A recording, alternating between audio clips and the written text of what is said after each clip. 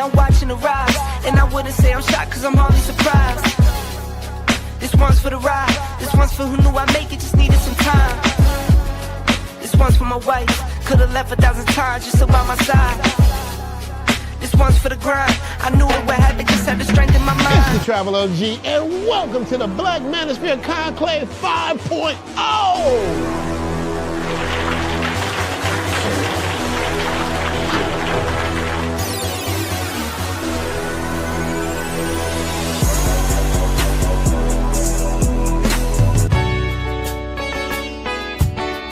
We got started in 2021 in Atlanta, united in the pursuit of excellence in all things. It's been one hell of a ride. Can I tell you what's on my mind? 'Cause I've been thinking about it for quite some time. Hey, can you give me a moment to declare my love? Can I tell you what's on my mind? We're now focusing more on opportunities for men, in particular passport bros. Guys who go abroad, they want to have a different lifestyle, they want to have a different achievement abroad. Oh yeah, there's without a doubt the narrative has changed for us greatly. I just finished speaking and having a chance to tell individuals about how to live the American dream outside of America. And I was here to help so many men when it comes to understanding what they need to do in order to relocate. With the political climate, things that are happening worldwide, guess what? Nobody's coming to save us. So it is indicative that we all bound together, tighten up like a fist, and strike a mighty blow against everything that's fighting to stop us, man. It's nothing but good, positive people, good, positive energy with one goal in mind, and that is to make money, get the hell out the Matrix, and enjoy your life. You dig? So shout out to all of y'all. Theme music! Yo, what's going on, y'all? This is your man Marcus A. Brown, and I'm here to tell y'all that I just got done with my first consultation with the brother Andre of Love Crossing Borders. I just wanted to give him his praises. I need y'all to do two things if you haven't already. If you haven't, subscribe to his YouTube channel, Love Crossing Borders. Also, if you are going to Colombia, if you're thinking of going anywhere, traveling internationally, please consider booking a consultation with the OG Andre of Love Crossing Borders. You will not be disappointed. And y'all, get in tune with him if you haven't already. Tell him MAB sent you. Peace. Where are all the black men? And I'm not talking about the scammers, the drug dealers, the robbers, and the crooks. Well, actually. Shout out to all you gentlemen that are here and all you ladies that dare to tread this channel. There's been an observation that's been going on by the ladies in foreign countries that not all men are created equal. Quite often we look at each other on social media and we think everybody's winning. You know, everybody's got the wifey, everybody's got the chicks, everybody's winning. But when you hear the ladies talk in foreign countries, they will tell you that not all men are created equal.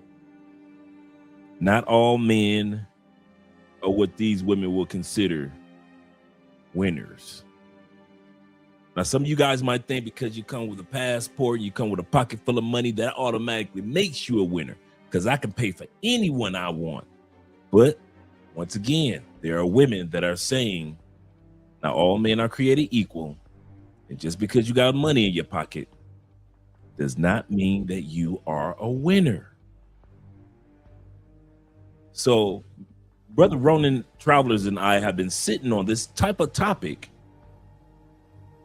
for a few weeks. So I'm going to be bringing Ronin Travelers up in a minute. We're not going to do a long intro today because this is going to be a really interesting show because there is a Philippine content creator who's in a solidified relationship with an American, with a foreigner at least, and she gives her opinion in regards to not everybody's winning. Men are trying to sell it to other men that everybody that comes to the Philippines or Colombia or other parts of the world is winning, and that's not necessarily true. So Ronin Travelers and I are going to talk about that tonight and listen to what she has to say. And the question is, if not everybody's winning, then who is? And that's what we're going to talk about tonight here on Love Crossing Borders.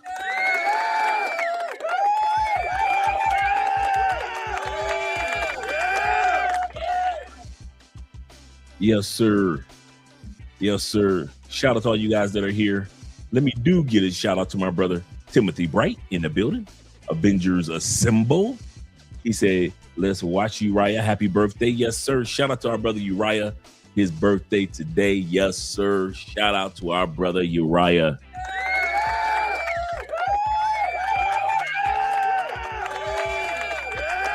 Oh, yeah. And we got our brother Ronin in the background. Shout out to Ronin. And thank you guys for supporting the channel, because let's pull up on the screen real quick something that just took place in the last 5 hours. In the last 5 hours here in Peru, there has been a 6.7 earthquake in the last 5 hours here in Peru. So I don't know what's going on in South America. It jumped to Indonesia a couple of days ago, but then it was here in Colombia, Ecuador, and Panama. We all got hit at the same time. And now, just 5 hours ago, let's keep Peru in prayer, because Peru just got hit with the 6.7 shake across southern Peru. So it's taking place everywhere.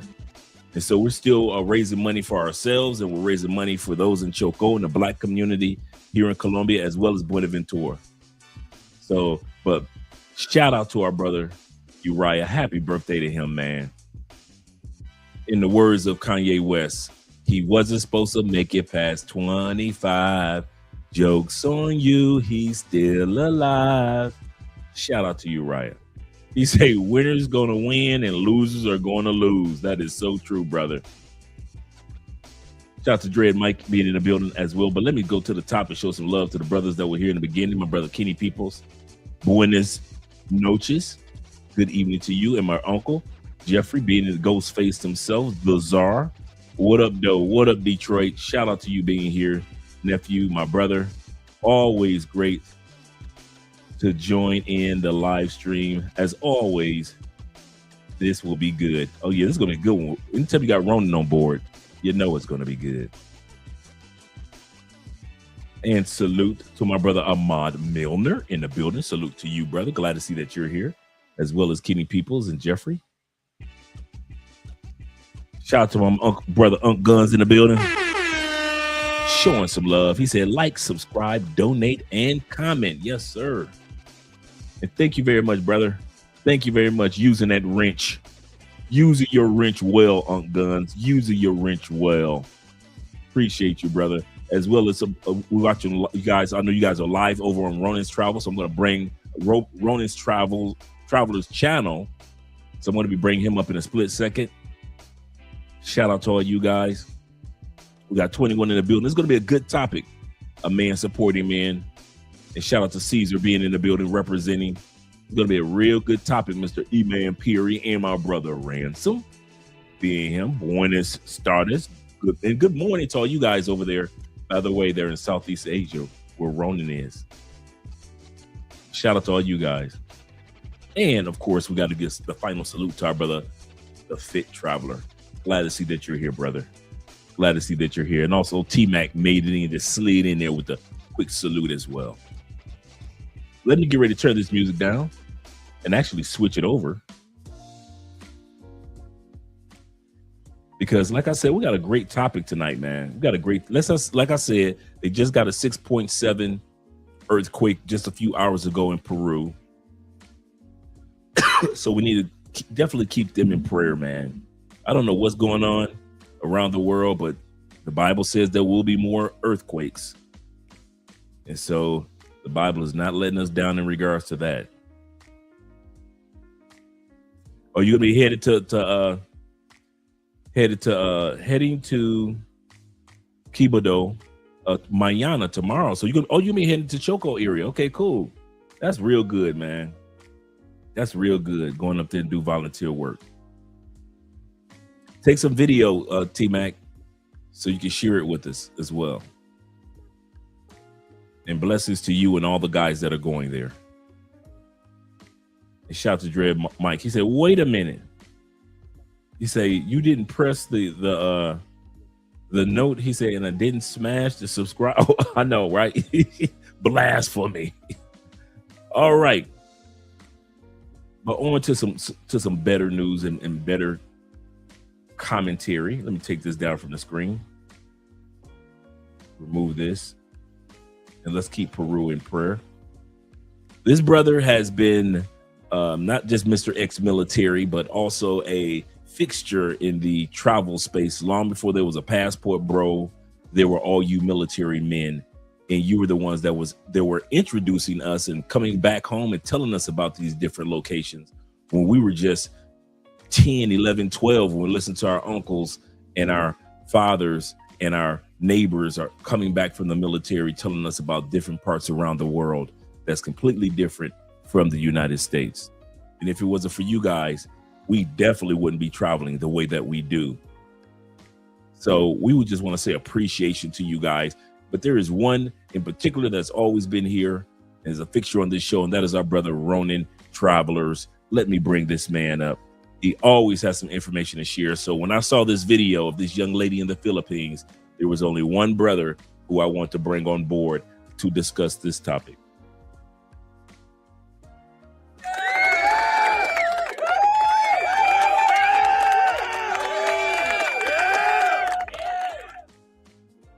Shout out, Ronin. Hey, brother. Man, that's, I mean, it's unfortunate, Peru, with the earthquakes. You know, me living in California for 30 plus years, I've been in several, you know, from the Ridge quake to all the other ones that came after that. So, you know, it's humbling to see how devastating Mother Nature can be. Yeah.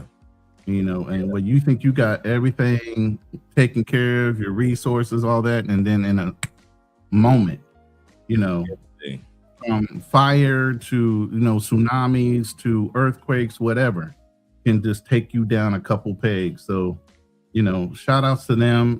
Prayers go out to the families, you know, and like I said, if you can give any kind of support, please do. Please do. Yes, sir. Yes, sir. He said, paying Nazarene of the Way is in the building. He says this. He say praying for everyone's safety in South America because it looks like it's on a tour. It's like these earthquakes are on a tour around here. Tell me about it. Yeah, and they've already said that it might be heading towards Argentina in the up and coming weeks as well. So, and it was in southern Peru, so that might be what they were talking about, that Argentina Peru area, because they had already predicted that a few days ago. So that might be the one that they were talking about, because it happened in southern Peru, and southern Peru is connected right there with Argentina and Bolivia. Yeah, it's just shocking. I mean, I understand quakes and fault lines, and you know, it's just a lot of them going on globally. Venezuela, Colombia, you know, and then obviously America has them all the time. It's so regular.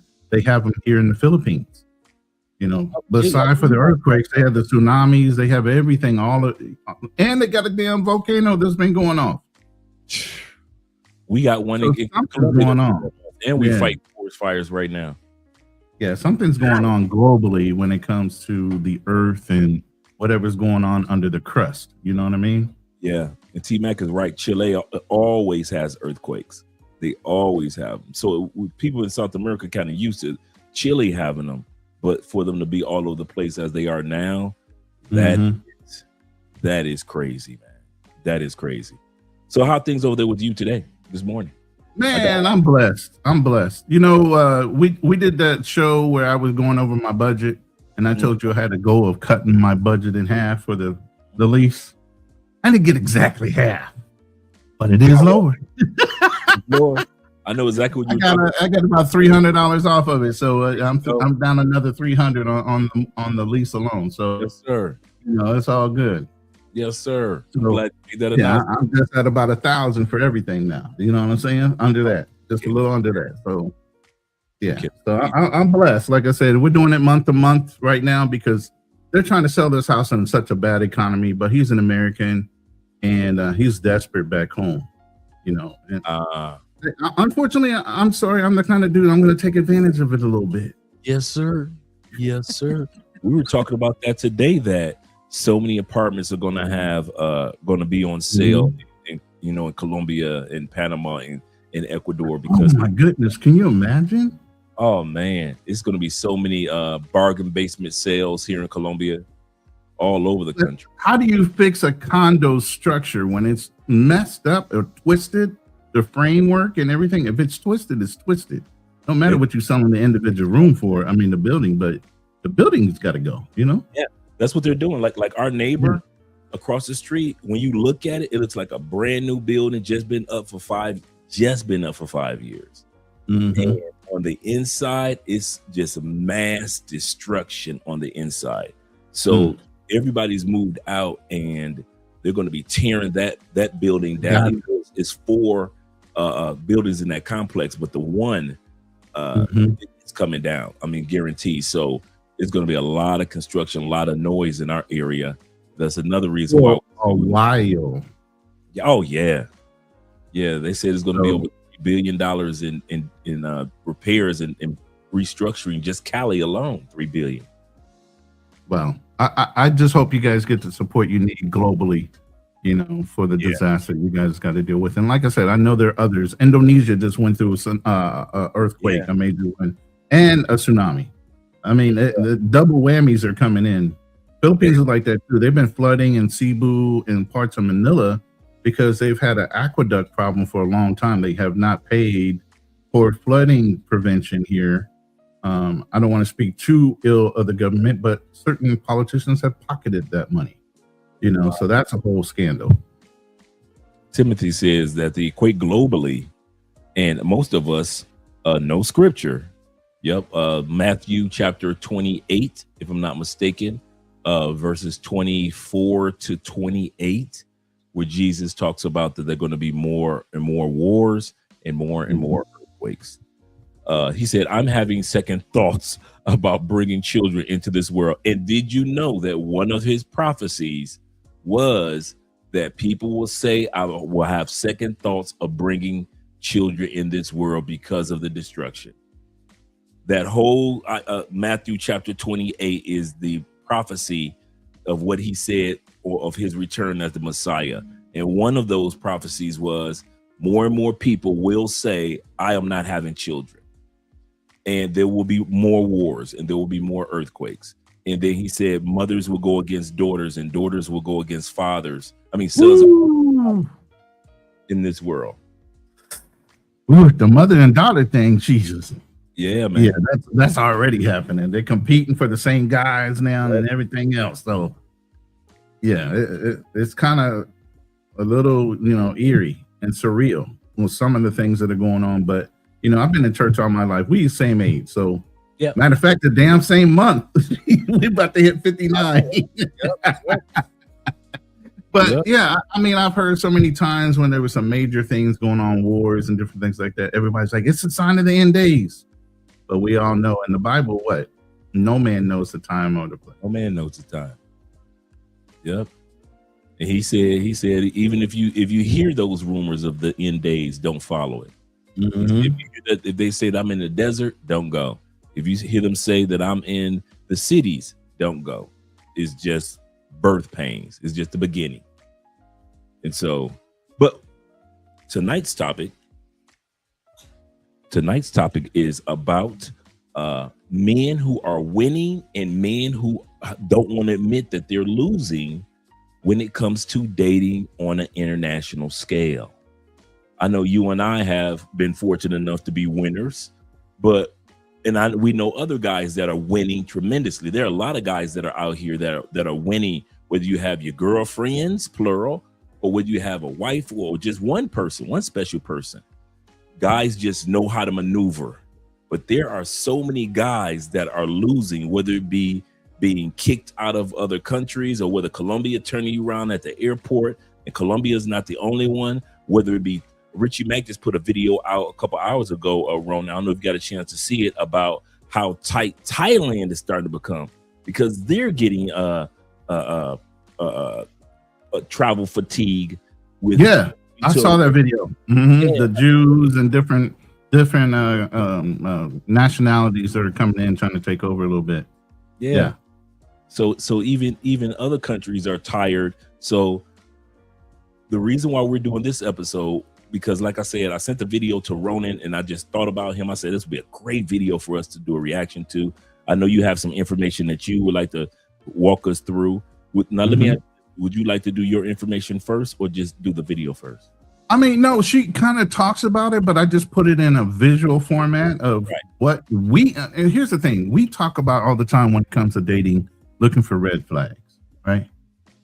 But you guys don't realize you put out your own red flags, and these women can see your red flags too. So while Dee was talking, it kind of amplified some of the red flags that we put out as men to women that are either looking for us for either long-term or short-term thing. You're going to dictate that by the flags that you project, you know, beside for the money. They're going to see if they're going to, and you got to set the standard, you know, there are standards you have to adhere to in a relationship. And me and Dre will tell you, you know, a relationship is constant communication because there's constant change, new information, new knowledge. People are getting wiser. So if you're not constantly checking back in with your partner or your mate or whoever you want to call them, then, you know, there are going to be some kind of significant changes where you guys can grow apart. True. That I'm glad that you said that. I mean, we as men, we hear the term communication, but we don't realize how important communication is to women, especially the foreign women, where you have sometimes language barriers, sometimes you have cultural barriers. So that language, that communication, that to confirm certain things, and then how you put it, the couple evolves. Andre is not the same Andre I met when she was 23. This is a woman that's going to be 32. Right. You see what I'm saying? Your woman is not the same, and a lot of guys don't realize that your woman is going to evolve. I don't care how much fun she is today, but your woman or your women will evolve, and so will you. And I like also what you stated, because a lot of guys don't realize that we are getting vetted too. These women look at us. You guys, don't think because you got money in your pocket that women don't notice your red flags. A lot of times you guys might get used, and I'm not saying you guys in general, but a lot of times, and Ronan can attest to this, I want to hear what you have to say. A lot of times guys get used by foreign women because all you do is give off red flags. So they're like, I might as well take the money from him. Yeah. Or this is going to be the long game. Even if she stays with you till you die, you know, depending on her age. Oh, okay, I can live with this, get a couple kids. Yep. You know, I'm out by 35 and I'm on to the next. Yep. Absolutely correct. 40 in the building. He says this. He say, why do some win and some lose? He say simple. Cultural awareness. We just talked about that. Common sense. We also talked about that. And research. It really ain't that hard. And I agree. Do they not make it harder, Ronan, than what it needs to be? It is that simple. Stop being damn lazy. I just don't understand the level of laziness within our culture now. You know, with conveniences comes that level of what? Entitlement. Yep. And lack of having to feel like you need to achieve anything because it's just the information is coming to you easier. It doesn't mean you got less struggle. This means you're able to gain the information faster. So it should be more competitive. Right? Like you said, it should be, but have you noticed that guys, like many of you guys in the comment, you, Ronan, myself, Richie Mack, guys like Tailor Made Dreams, Love, Purpose, and Passports in DR, and a plethora of guys on TikTok that are in solidified relationships, we win in a sense also because the next man or the last dude was so lazy. He was so lazy. He was so much of a red flag. I kid y'all not, guys. Many of us win just based off of you are too lazy to even try to win. You make finding the good women easy. You make finding the quality women so simple for us. Y'all don't, when y'all sit back and say that, Ronin, were you lucky? Andre, were you lucky? You were fortunate. You know, Andre was this, that. Bruh, I am telling y'all, one of the number one things that will make it easier for you to find a quality woman in these countries is because all the other dudes are so lazy when it comes to being a quality dude. They think all they got to do is reach in their pocket and just add water, and that's it. And all the women go come running. Yeah, not the quality women. And so that's the go ahead, Ron. I want to hear what you have to say about that. I mean, just even with my situation, she was on the shelf. She was a quality product on the shelf. Got plenty of guys had access to her. They were shooting her emails. They were trying to talk to her, but they got lazy because they couldn't stay consistent. There was too many choices for them on the internet. So while she got her dating experience of dealing with certain kind of guys, she had been on the shelf the whole time, tucked away in this little province. But nobody bothered to push any further. Wow. And it's the same thing with Andrea. It was no different, brother. No different. All he says this. He said, keep it 100. He said, I hope folks don't do their homework. You're evil. Sound like me. I hope they don't do their homework. That means more supply and better quality fish in a barrel. Absolutely correct. He is not lying. And my brother Juan says this. He said, yeah, Ronin. He said, that's why you got to say, that's what you got to say about it. He say, but salute, bro. Yeah, I know him personally. He's a good friend of mine. Call him my brother. So, shout out to you. Shout out to you, bro. Okay. Yes, sir. Yes, sir. All right. Here's what we'll do. We'll start with the video because we're going to be, I'm going to turn the music down just a little bit more. We're going to start with the video, hearing what she had to say. Like I said, now you've seen this content creator before, correct? Yeah, I've seen her several times. She's pretty popular here in the Philippines. Matter of fact, there's a lot of Philippine content creators that make 100K in subscribers real easy. I mean, you're damn near a celebrity when it comes to Facebook, because it's one of the number one ways they communicate is Facebook. So yeah, it's a huge thing once you get up in YouTube numbers, Facebook, and so on. Everybody's on. It's their community is social media between the islands. Yeah. Okay. All right, we're going to get started, and then we're going to watch the video of the breakdown that our brother Ronin has.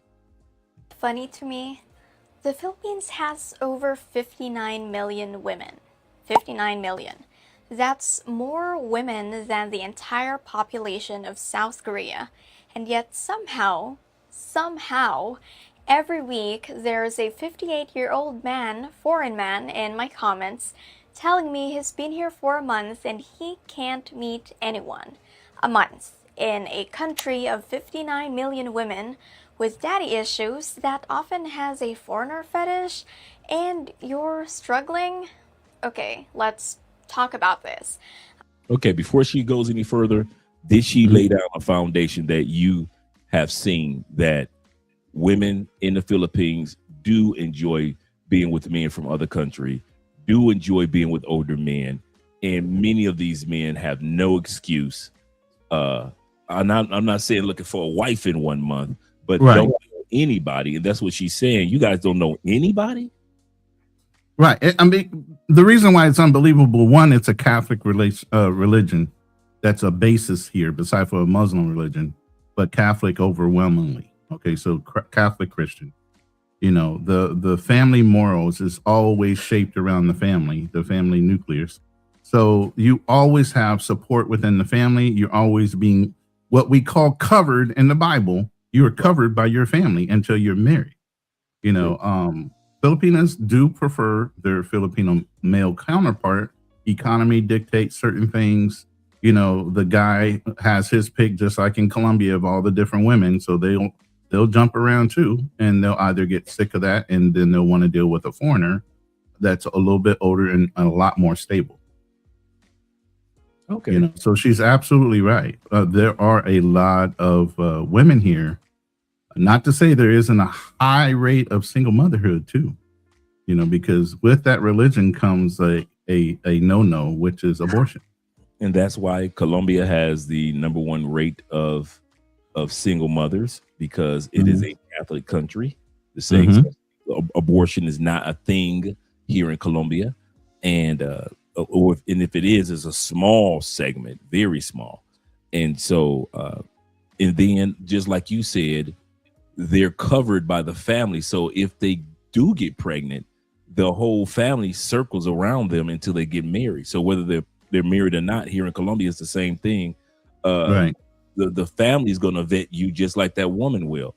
And so, you know, based off of what she's saying, I agree with her, especially when it comes to the month thing. She said that twice, because a lot of guys are rushing.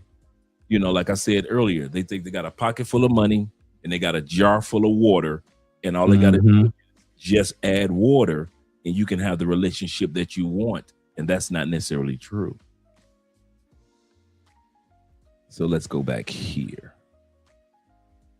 I've been watching this play out for years from the inside. I'm Filipino. I was born and raised here in the Philippines. I'm engaged to an American, and I know this world from both angles. And I have some things to say that most people making content about this are not going to say to you. Some of it you're going to agree with, some of it is going to make you uncomfortable, but all of it is true. But before we get into it, and I mean this genuinely, not as a disclaimer I was told to add, this video is not here to attack you. It's not a feminist propaganda. It's not a lecture either. I know those words are loaded now, especially if you've been through modern Western dating experience where every conversation about men feels like an indictment. This is not what it is. I'm a Filipino woman who works with this community, lives inside the culture, and actually wants you to succeed here. I'm going to use words like independent and educated when I talk about some Filipino women, and I need you to hear those words in the way they're meant here, not the way they've been weaponized in Western discourse. In the Philippines, those words don't come with loaded agenda. They just mean women who have jobs and went to school. That's it. If you can hear this with fresh ears, I promise it's going to help you, and settle in. Grab whatever you're drinking and let's actually have this conversation.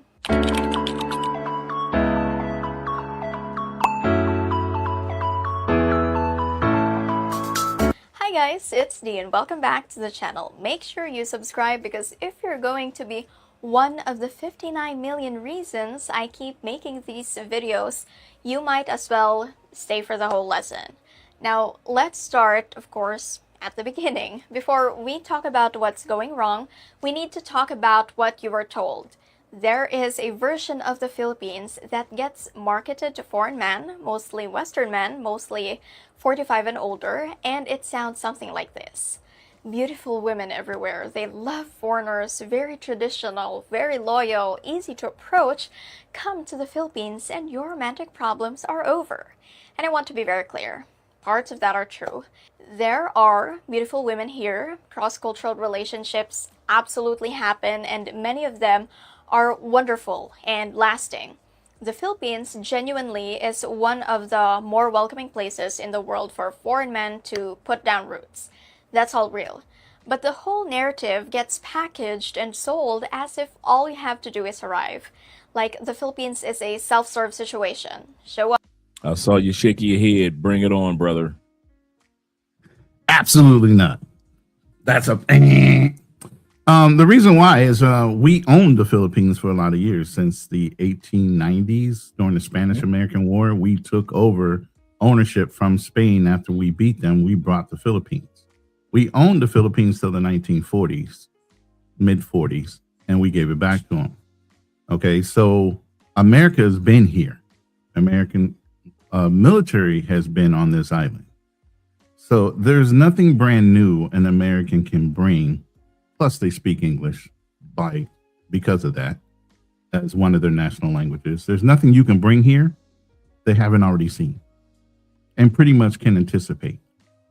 You're not like reinventing the wheel here. So she's absolutely right when it comes to they're very receptive, but they understand who you are. You're not a mystery to them. You know, some of these other cultures, you might get away with that. They've never seen a certain type of person or, no, not here. Not here. T-Mac said, I remember when I first joined the military, Subic Bay. Everyone talked about, Subic Bay. And Olongapo. Mm-hmm. Subic Bay is the base. Subic Bay is right there next to the city of Olongapo. And just like you said, and I've brought this up several times, is when you have 5 to 6 ships that come in with a MUSOC is a unit called the Marine Expeditionary Unit, and SOC is Special Operations Capable. You have anywhere from 5 to 6 ships that'll pull into port.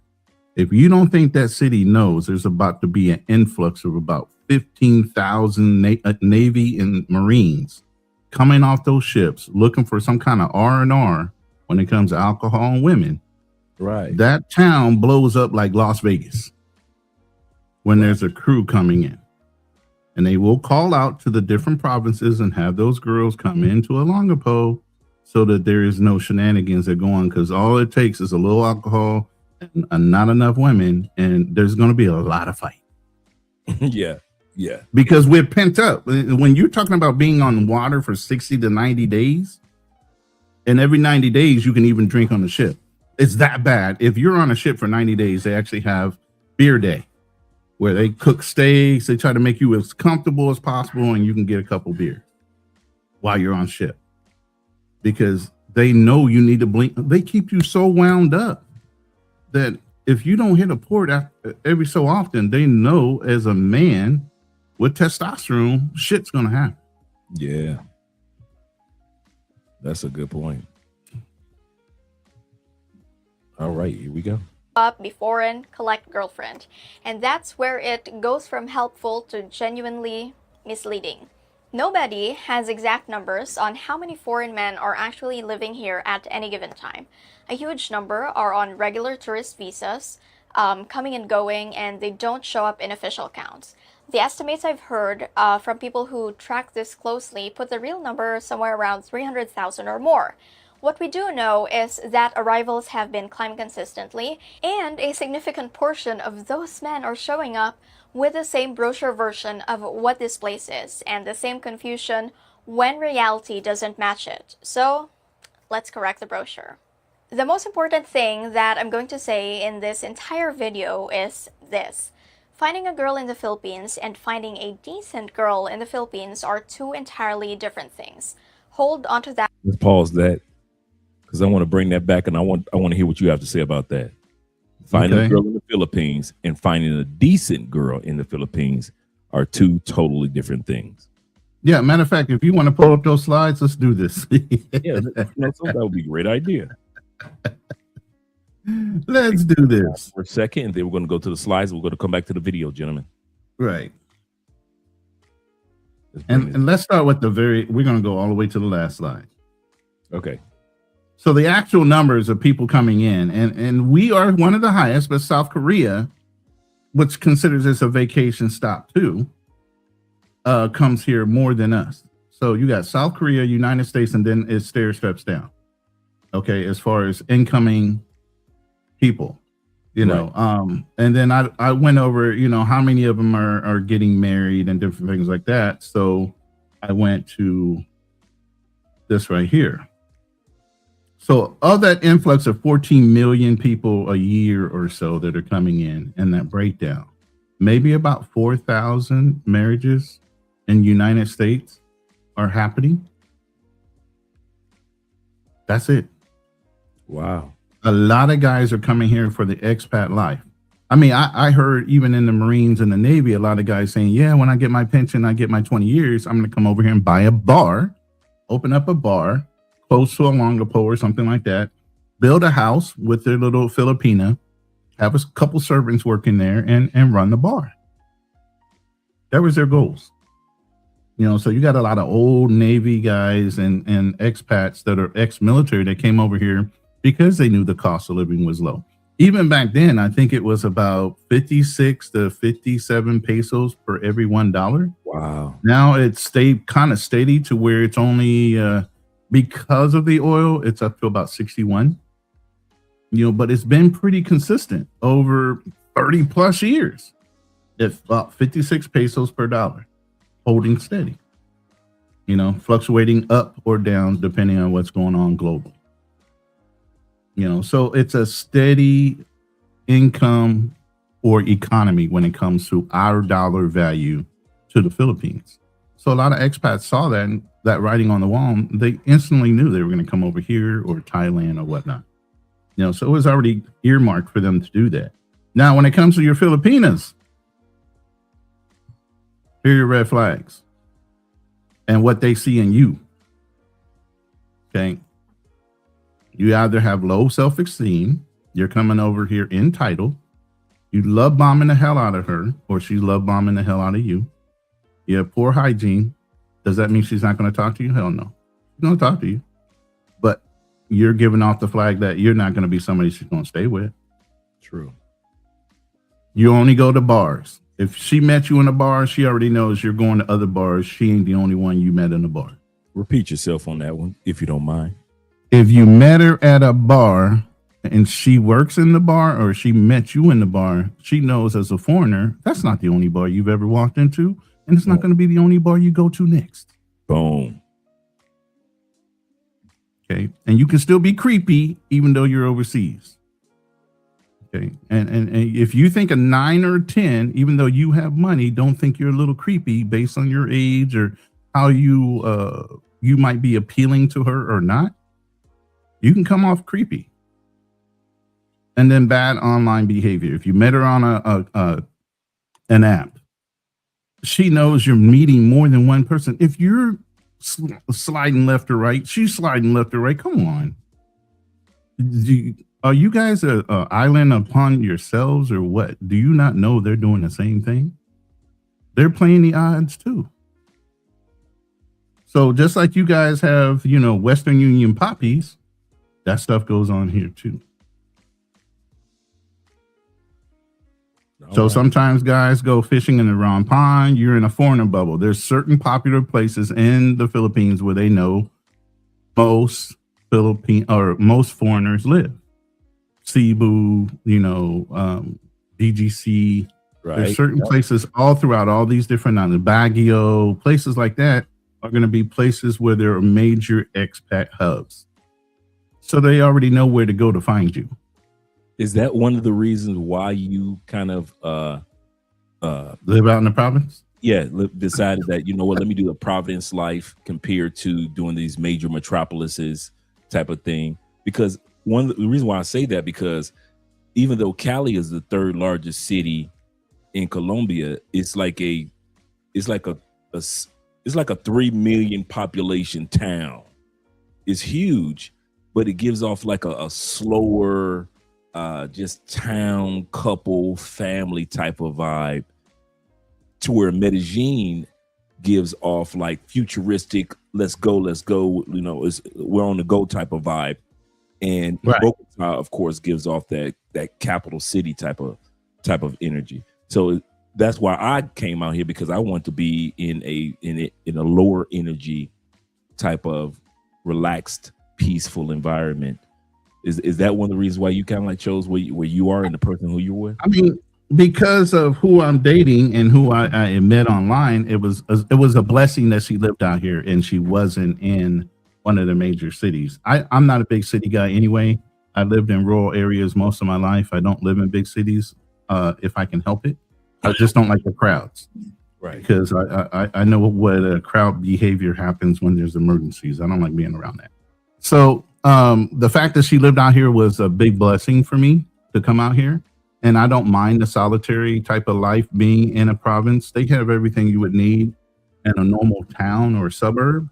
You know, so that's not even an issue. It was just the main thing of meeting her, being in an environment where I can learn. You know, I'm in the lab right now doing AI videos, learning my AI automation, things like that. So it gave me a quiet place to study, but not be too far out of place where I couldn't have access to certain things. I'm a 50-minute flight away from Manila, so I can always hop on a plane, 5 minutes away from the airport. You know, I'm in a safe environment, all that stuff. So, you know, environmentally wise, peace wise, and what do we search for when we're getting close to retirement and wanting to be somewhere where peace. If you're young, yeah, you want to be around all that hustle and bustle and all these other things. As you get older, you're looking for quality of life, not all that noise. Yeah. Yeah, that's a great way of putting it.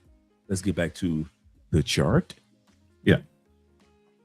So these are some of the things, you know, that the Filipino is looking at you for. You know, and these are the things you're giving off when they see you. So you're thinking of it in her perspective. She's looking at you like, okay, you're overeager. You're an entitled expat. You got a broken heart, and some of you guys get drunk and you start telling on yourselves. You tell them everything they need in order to feed off of you. I mean, even when I started dating her, I kind of started exposing her because I know I'm taking her out of a bubble. She's never left this town before. First time we flew into Manila was the first time she got on an airplane. There we go. You get what I mean? She's never been anywhere besides maybe the closest big city closer to her. That's it. So as you're exposing these different women to this environment of life in the world, you got to ease them into it. Same thing with money. When you first got your large lump sum of money, your first thing. I don't want you to forget this point that you were just making. Yeah, you're taking them out of a bubble, so you got to ease them into it. Even exposing them to your own money.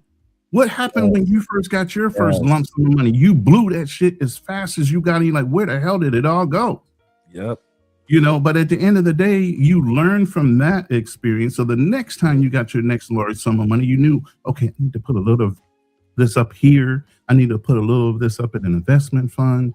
Oh, I need to do this. No, I'm not going to go buy a brand new car with it. You know, you start learning how to utilize your resources to where it lasts longer. So when you're exposing somebody because you have money to every access that you have, you're kind of giving her a sense of entitlement that once you start her down that road, you better keep up. But if you don't start her down that road, then the expectation isn't always there that it's going to be heavy. You get what I mean? Even when I got here, could I buy a car? Yeah, I could have, but I waited. I eased into it, you know? So you have to learn how to ease them. Just like constant communication, you got to learn the environments that you put them into. They're not used to that either. So you got to ease them into certain environments. If you take them from where they live out in the province, maybe never having a lot of the conveniences, and put her up in a damn penthouse because that's your level of living, she's instantly going to think penthouse for the rest of her life. Why would she think anything other? You're painting the picture for her. Now, are you misleading her by doing that? I think you are. That's what we talk about when guys are leading with their wallets. Not leading with trying to establish a real relationship. And based off of what you were saying earlier, because the key to leading with your wallet, now you have to be consistent with it for years to come. And that's where the fall off comes. For a lot of guys, they can't economically afford to keep somebody in their wallet for 6 months, 2 years, 5 years on the level they could do it maybe on vacation for 10 days. It happens in America all the time too. Guys start trying to wine and dine a chick. See? And then if you give her an inch, she'll take a mile, right? So if she dictates a date and she wants to go to this 5-star restaurant, you know, and you take her, what did you do? You gave up your power in the relationship and the control of having some kind of levity when it comes to who's running the relationship. It's her way or the highway at that point because you boxed yourself into it. Right? Correct. And here's something that I want to kind of like, I want to hear your commentary because I have my version of a commentary of this. Shout out to Play with a Passport in the building. Yo. You should know everything about her. You should know enough about her. Power of mystery. Go ahead. He's absolutely right. I mean, Drake, I mean, for a year and a half before I got here, I started talking to her. Right. You know, I'm online. Everybody's saying, you got an internet girlfriend. Let me see that imaging. That's an AI girlfriend, blah, blah, blah picture. She ain't real. I can show you better than I can tell you. Right. You get what I'm saying? So with all the noise and the trolling and all that online, it didn't distract me from my purpose. While other guys are saying they're going to do this and that and the other thing, and it never came to fruition, I made a plan. I'm here. I've been here for over a year now, and I'm continuing to execute step by step my edict and what I want to do with my life. I mean, in sales, we call it what? How do you eat an elephant? One bite at a time. But you got to start, right? So you start nibbling away at the damn elephant. Eventually, it's going to go away. You're going to consume it all. You know, but you got to take logical steps. It can't be emotional. Even when I got here, everybody's like, do you see your girl yet? No, I'm established my resources. I'm in Manila for the first 30 days. I'm acclimatizing. I'm also getting used to the time zone changes. I'm getting with the embassy. I'm getting with the VA system. I'm making sure all my ducks are in a row first as a man. I'm not running around here like a chicken with my head cut off looking for a female. Yep. That was there. It's always going to be there of men and me. It's not something you should have to run out and go seek. It's going to come to you. It's kind of funny that, you know, I'm listening to you talk and I'm doing a flashback. First of all, a lot of people forget Andre and I first year plus was long distance. You know, I came to Cali, but then I had to go back to Florida and I'm coming back and forth to Cali. But for the most part, we were a long distance couple. And a lot of people just see us, they're so used to seeing us on camera together and they seeing us together with travel things. They forget that we did a year, almost a year and a half. I would say a year and maybe 4 months of long distance relationship. And so we can relate to what it's like to basically your relationship is over the phone. And I actually wrote this down. You said logical steps, a lot of instead of emotional steps. And a lot of guys fall emotionally or lustfully with that woman in another country, especially the gorgeous women in the Philippines and other parts of South, as well as other parts of Southeast Asia. And they don't realize that if you're going to have a long distance relationship and you plan on relocating to these other countries, it does take logic and it does take, and I'm going to piggyback off what you said, logistics when you first get there. I'm having a flashback of when I did come to Colombia, probably the first 3 months of me and Andre's relationship centered, with me actually being here full time, centered more around logistics than it did the love. It centered more, okay, the visa, okay, the furniture, okay, the apartment, okay, making sure we got this, making sure we got that, okay, we got everything. We were so busy focusing on logistics when I first came down here. That was the centerpiece of the relationship. Right. It was, a lot of guys think that we come down here in the love part and the flowers, and I'm so happy to see you. That's cool. But Ronin is right. When you first move to another country, there is so much behind the scenes that you need logic and logistics, that if that person doesn't understand that. But Dre, tell them the other part now. While you were easing into these logistics, you were also taking her temperature. If she was changing from what she said on the phone to you being in her presence. I was about to say that. I was literally about to say that. You get a chance to see how that person actually is going to be with you, just for the logistics in the logical part, not the emotional part. Yes, okay, we're happy to see each other and all that stuff. We're in love, all that's fine. But Ronin is 100% correct. You'll get a chance to see how that person is on a day or week to week basis when it comes to the important things, not just the romantic or the butterfly things. And when I saw that Andrea could take care of the taxes, could make sure that my visa paperwork was taken care of, could making sure that if I need to go to the notary for something, that she made sure she got that. And to this day, she has not changed regarding that. Andrea is the business behind this business of Love Crossing Borders. Andrea does so much behind the scenes for this family. She sets all the appointments. She's the one that's always in the bank if we need to take care of something with the bank accounts, or making sure that we got this taken care of and that taken care of. She's the one that makes sure that the dentist appointments and the doctor's appointments are set.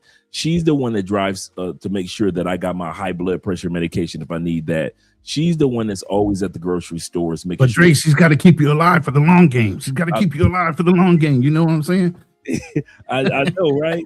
And so guys don't realize the my point in saying that, and probably you can attest to that, the logistical part of your woman should never end.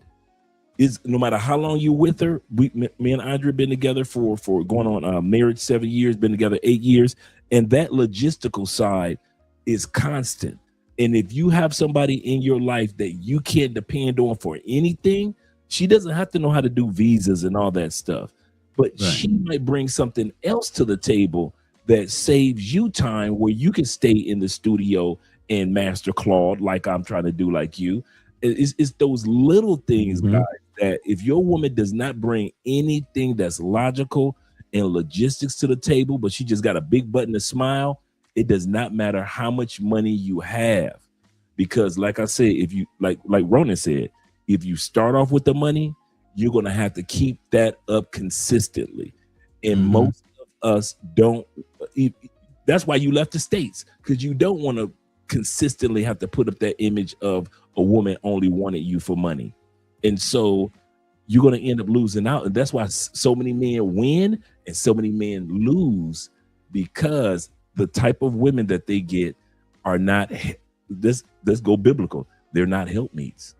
Yeah. This reminds me of a story of a young brother that was in Colombia. We interviewed being Fearless, and the brother had gotten scoped by a potential employee that he claimed that he brought her to the house to do the interview. Well, the downstairs office area, but they were cleaning, so they had to bring her up to his condo. And in the midst of that, somehow she slipped him something, and he was taken advantage of. She took all his gear and everything. So we were interviewing to get him donations to help him out. But at the end of the day, he said, well, he was a polygamist, so he had 2 other chicks with him, right? That would come in time to time, and they were all in a common relationship. I'm like, well, what happened to the 2 girls that you were dating? Didn't they help you at all? Well, they're going to school and they're doing this, so you're outlaying all this money for them to get their education and everything. But in the time of strike, she didn't have family or anything that can help you doing your situation. Right. Man, that's a lot. That's a liability. That's not an asset. That is so true. Wow, that's crazy. You're polygamous. You got 2 women, and not one of them can help you. Not one of them can help you after you got drugged by a person that was potentially supposed to be an employee. An employee, yeah. Andrea mentioned to me when I first came to Colombia, she said her mom put her to the side and sat her down and said, "That is your responsibility." Not in the sense of, we're not going to help you with Andre, blah, nothing like that, because I'm really close to Andrea's family, and they've been there for me 100 times over. But she was saying that in the sense of like, there is work to be done if you're serious about this relationship. He is your man, therefore he is your responsibility, just like you are his responsibility. So, and so she knew right out the gate, I got to make sure I take care of this, take care of that, make sure this is done, that's done. Andrea has always done the negotiations for our apartments. Anytime we get in apartments, Andrea does the she actually tells me to shut up most of the time. She said, "Don't say nothing so we don't get gringoed." So thanks. I showed up down the street and it was a guaranteed $250 to $300. No, it was $250 for a 2-bedroom. The minute I showed up, it went to 3. And then $350. And then the realtor got pissed off, and I'm like, yo, I would have paid the $350 versus $800. You didn't do me no favors by getting mad. You know what I mean? I'm like, what the hell? But go ahead. Right. I feel you. Let me bring the chart back up. So, I mean, you have to be aware when you go over there, if you have not fixed you, and we're going to keep on saying this throughout the show, if you have not fixed you, stay at home. Because you're giving out all these flags for these girls to take advantage of you, first of all. And then all you're going to do is propagate some kind of negative press about how you were taken advantage of, but you still never fixed yourself before you left the country. So true. But it's everybody else's fault. I've seen too many guys get on the internet, and I featured a couple of them where they said it was everybody else's fault but their own on why certain things happened to them. Ignored every red flag that the girl was showing them, but still wants to blame everybody but themselves. But you told on yourself by the way you went over there. My brother, your lack of preparation is not somebody else's problem to fix. True. That is so true. I was about to say, Elham said this. He said, good people are hard to find. I would have to say this, and I want to hear what you have to say in regards to this, Ronin. When you're a good person, good people are easier to find. I would rather have, for example, let's bring the chart back up real quick. Ronin is showing us red flags of men. Hey, Ronin, could you do me a favor? Could you slide back to the red flag part for me? Yeah, the Filipino one. Yeah. Yeah. Okay, perfect. Now, this is a list of red flags of us foreigners, not the women, us foreigners that we show women when we go to other countries quite often. I would rather have of these 8 red flags, 6 or 7 that are green. If I have 6 or 7 or maybe that are green and we all not perfect, so I may have 1 that might be red that I got to work on, or 2 that's red I got to work on.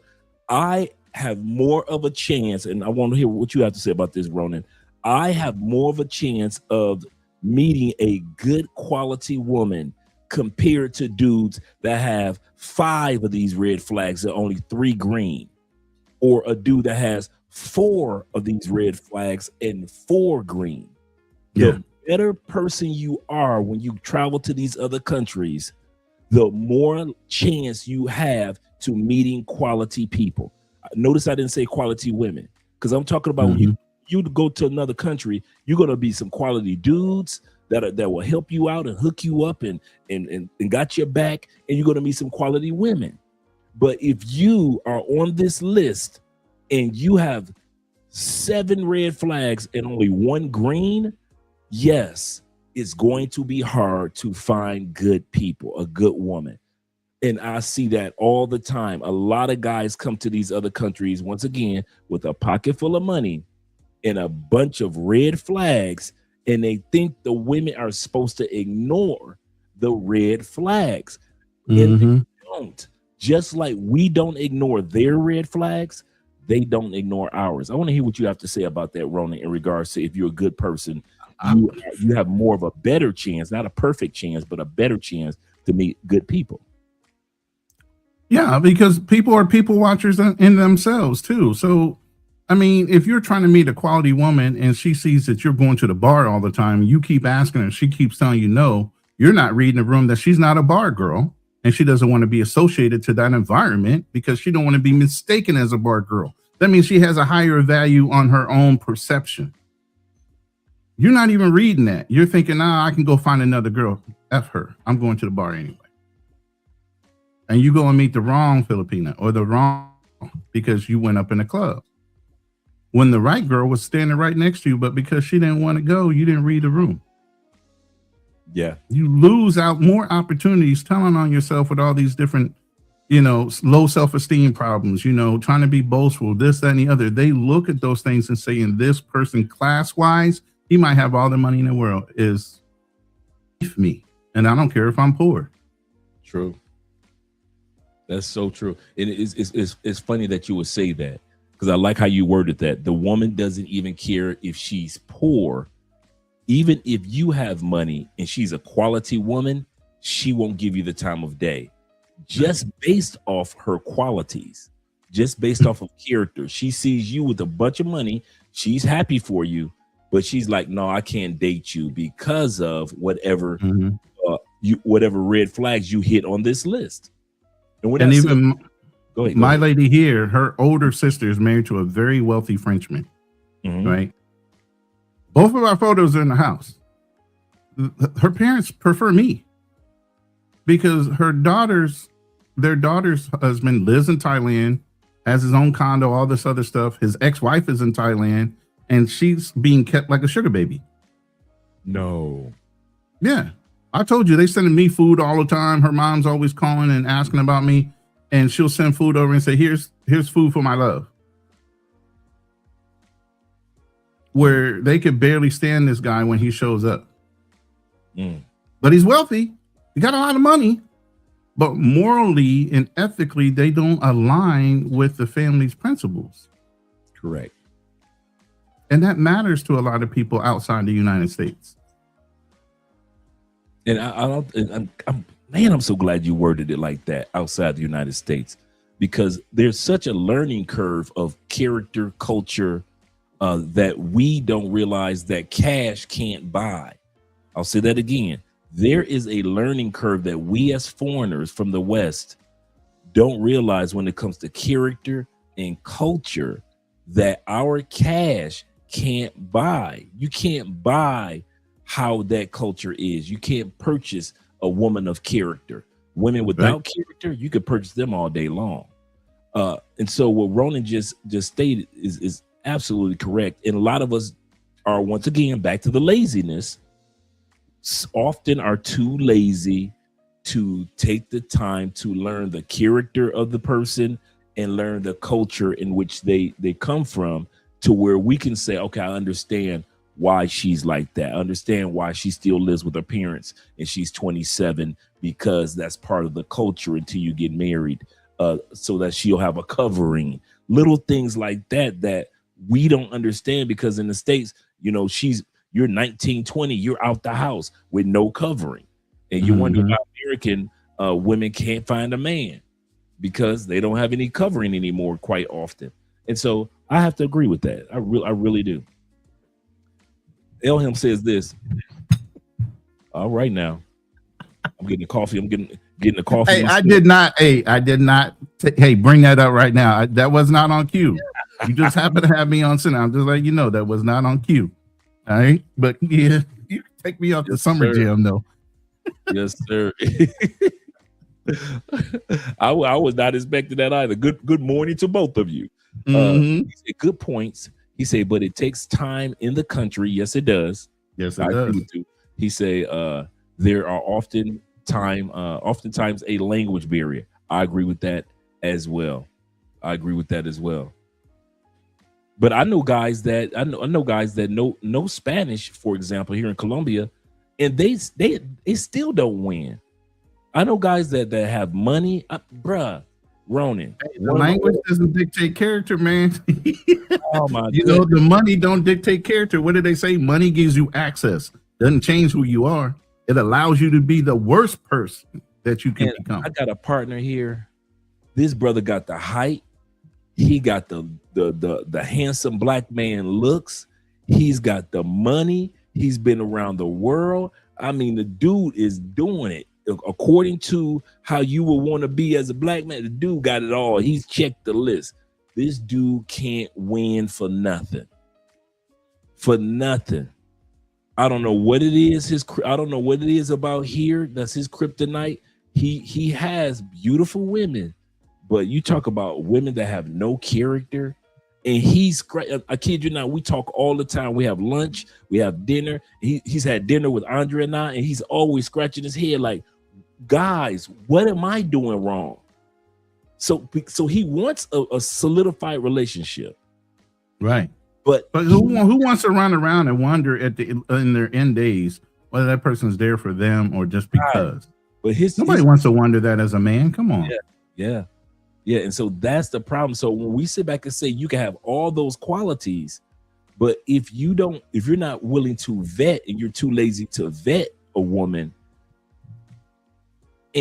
or if you're one of those guys that's like, I need me a 10 or no one else, and we all know how 10s are when it comes to character, you making a grave mistake no matter where you go. Yeah. Let's go back. And Nazarene says this. He say, man, he said, y'all better use Duolingo and translate pickup lines. I know, right? Show some effort. So he said the language helps you navigate more smoothly. This is 1000% correct. Absolutely correct. Absolutely correct. Shout out to the Southern Vegan, my brother LJ. Let's go back to the list. Yes, sir.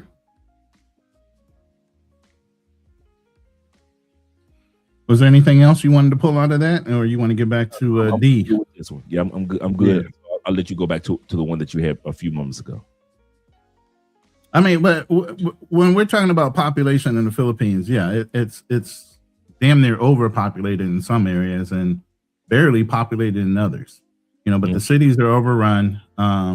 So obviously, with poverty comes desperation sometimes.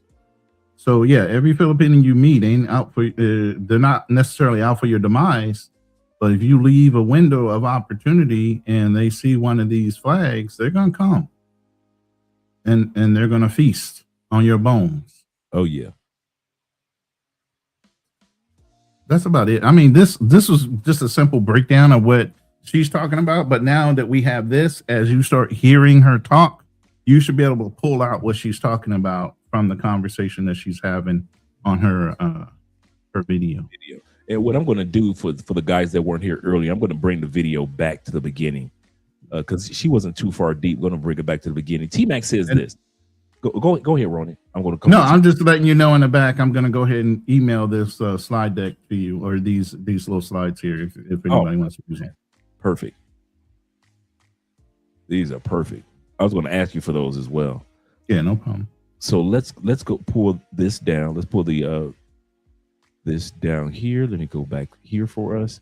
And I'm going to bring her video for all you guys that weren't here earlier, such as my brother Vibrant, a Vibe being in the building, Vibe Therapy. Shout out to you, my brother Obi being in the building, as well as Your Rent is Due 22. We're going to start the video portion. That's a good one. I know, right? We're going to start the video portion back at the beginning of the video. And you guys are going to really like what she has to say. Shout out to D and her channel.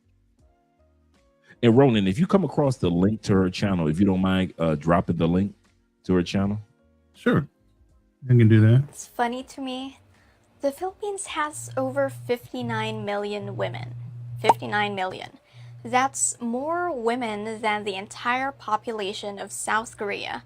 And yet somehow, every week there's a 58-year-old man, foreign man, in my comments telling me he's been here for a month and he can't meet anyone. A month in a country of 59 million women with daddy issues that often has a foreigner fetish, and you're struggling? Okay, let's talk about this. I've been watching this play out for years from the inside. I'm Filipino. I was born and raised here in the Philippines. I'm engaged to an American, and I know this world from both angles. And I have some things to say that most people making content about this are not going to say to you. Some of it you're going to agree with, some of it is going to make you uncomfortable, but all of it is true. But before we get into it, and I mean this genuinely, not as a disclaimer I was told to add, this video is not here to attack you. It's not a feminist propaganda. It's not a lecture either. I know those words are loaded now, especially if you've been through modern Western dating experience where every conversation about men feels like an indictment. This is not what it is. I'm a Filipino woman who works with this community, lives inside the culture, and actually wants you to succeed here. I'm going to use words like independent and educated when I talk about some Filipino women, and I need you to hear those words in the way they're meant here, not the way they've been weaponized in Western discourse. In the Philippines, those words don't come with loaded agenda. They just mean women who have jobs and went to school. That's it. If you can hear this with fresh ears, I promise it's going to help you, and settle in. Grab whatever you're drinking and let's actually have this conversation.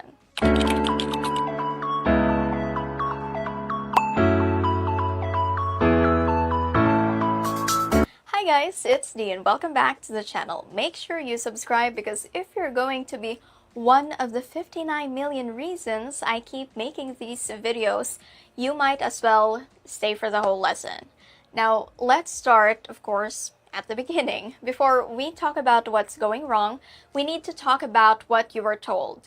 There is a version of the Philippines that gets marketed to foreign men, mostly Western men, mostly 45 and older, and it sounds something like this.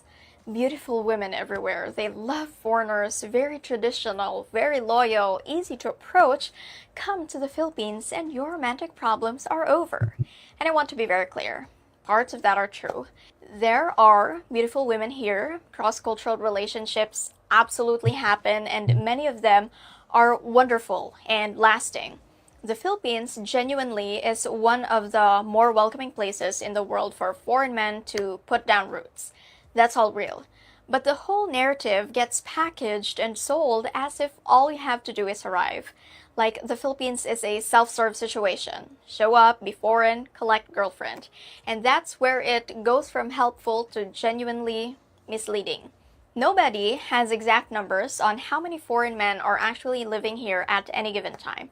A huge number are on regular tourist visas, coming and going, and they don't show up in official counts. The estimates I've heard from people who track this closely put the real number somewhere around 300,000 or more.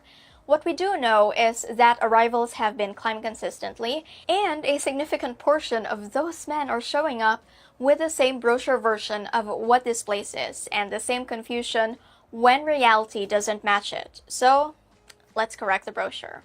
The most important thing that I'm going to say in this entire video is this. Finding a girl in the Philippines and finding a decent girl in the Philippines are two entirely different things. Hold onto that for the rest of this video. Now, like she said, finding a girl in the Philippines and finding a decent girl in the Philippines are two totally different things. You want to reiterate on that again? No, I just said 100% correct. You know, she's firing on all four cylinders. That's all I can do. All right. If your standards are on the floor, yes, someone will find you. Probably in a bar, probably before you finish your first drink. And she'll be very friendly, you know, very attentive, and may seem like exactly what you were looking for. Right up until the moment she isn't. But the men I watch genuinely struggling are usually men who actually have standards. They want someone real, someone to build something with, or at least spend meaningful time with. Someone who actually likes them as a person and not as a financial arrangement wearing a human face. And before she goes any further, I want to hear what you have to say about what I'm about to say. Because Colombia is actually a Catholic religious country, it's you peel back the curtain, you pull back the curtain, and you find that this country really is actually a relationship country. I know guys try to sell it on social media that Colombian women are all party girls and pay for playing this. I'm telling you, when you live here and you pull back the curtains, you will find more people walking down the street of all ages, holding hands. People that a younger person will be with their grandmother walking down the street. A grandson is walking with his granddad through the mall. You see so many couples, or among young people, among people that are in college, among people that are older. It's really, Colombia for the most part, I can say, is really centered around family and relationship. Even though we see what we want to see on the party side, I'm picking that type of vibe up about the Philippines. Am I correct? Yeah, because they were both colonized by the Spaniards. Yeah. You get what I'm saying? So the establishment or the root of the colony or the colonization are equal. You know, how they veered off based on who owned them afterwards or whatever happened. But ultimately, yeah, the Catholic religion, the Spaniard traditions, you know, there's a caste or class system. There's a hierarchy when it comes to society. and people will look down on people that have lost their morals or ethics. Like a bar girl could never talk to a girl that came from a higher class or higher caste system, meaning she's never belittled herself. Her family has old money. They have lands. You would never catch her in certain areas just because it wouldn't be becoming of her. You get what I'm saying? They carry themselves that way. Same thing here. They carry themselves in a way that they won't be associated with certain things like that. I can agree with that. I can agree with that because it's the same way here. It's a classism, caste system type of society, to where if you weren't born to old money, or if you aren't trying to advance and take yourself out of certain economic positions, you might not ever be around the country club type of environment. And so you're absolutely correct. Even just basic environments, like you may not be even can afford to be around people that are bowling or roller skating or the fishing, people that like to go out fishing, because that person in Colombia or even in the Philippines just can't afford by way of time to go out fishing or to go out bowling or to go sport fishing on a yacht or whatever it may be. So a lot of times guys don't realize that. And so let's continue on with the video, but she's absolutely correct. If you guys, I'm going the opposite, but she's absolutely correct. If you guys are looking for quality women, you guys are gonna have to realize they're not in the nightclub in most of these countries. I know you're gonna meet some women in clubs, but just like most of us don't find a wife in the clubs in the state, so it is outside of the states. Those women, though ones with their own lives, their own self-respect, they are not going to approach you. They are not chasing you. They will barely acknowledge you first, regardless of what you look like or how much money you have. Is that true? Yeah, and they're conservative. They're not going to approach you first. You're going to have to be bold enough to want to have a conversation. And if you're traumatized because of American women, you don't know how to open your mouth, you're going to see plenty of them walk by you that you might have had an opportunity to talk to. The reason why I asked you that, because a lot of guys don't realize Colombia is the same way. The quality women are not going to come your way as far as walking up to you. They will look you straight in the eye. But if you don't say anything and you don't walk up to them, they'll smile and keep walking. Now, here's the kicker, Ronin. Here in Colombia, I don't know about there, the ones that do run up on you, that's your warning sign. If you got 3 or 4 women that's all over you like that, that's not a flex in Colombia.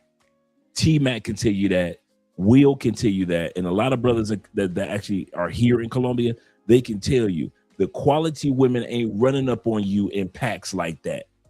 You will not have a pack of women that are about their business running up on you just because you're a foreigner.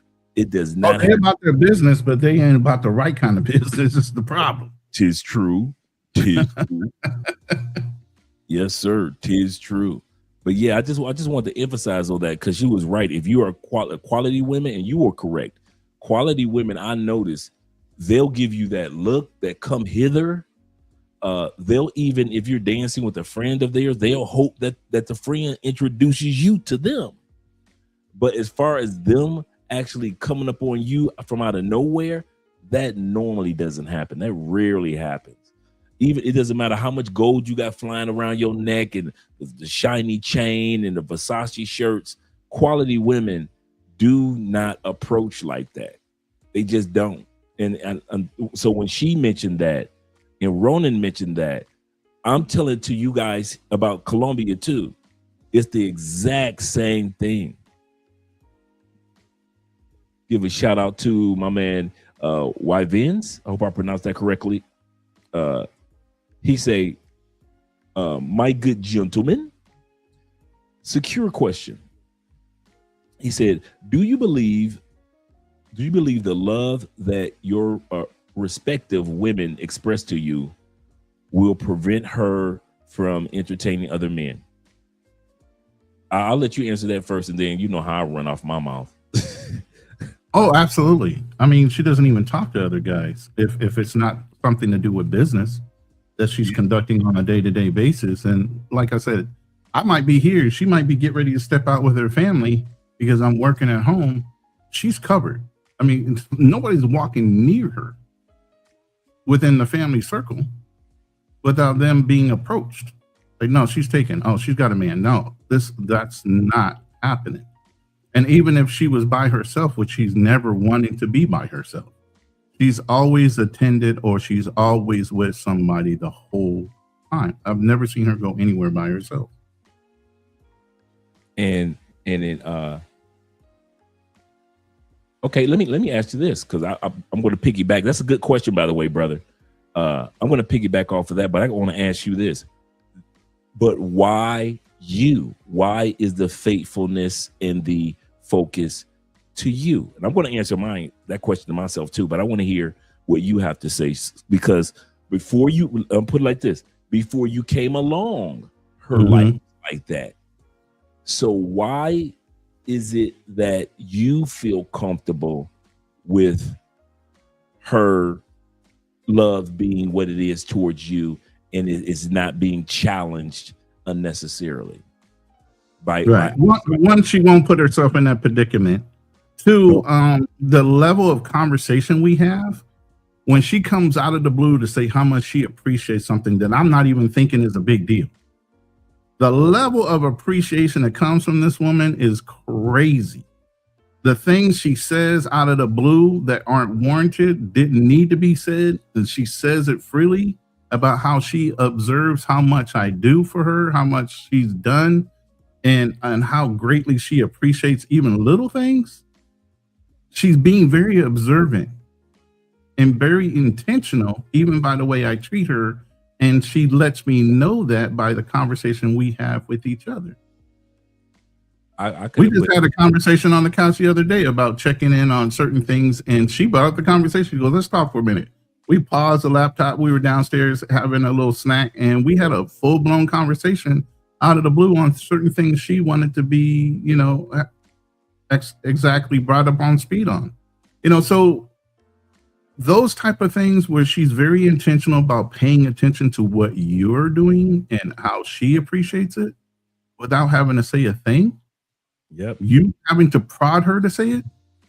You already know she's looking at you deeper than regular. Yeah, that I can concur to. I get not only, men want peace and we want respect and that we want peace, but I kid you not. Can I say it like this, Ronin? I did not appreciate being appreciated until I was appreciated. Yeah, it comes shockingly at you at first. You're like, what? You didn't even have to say that.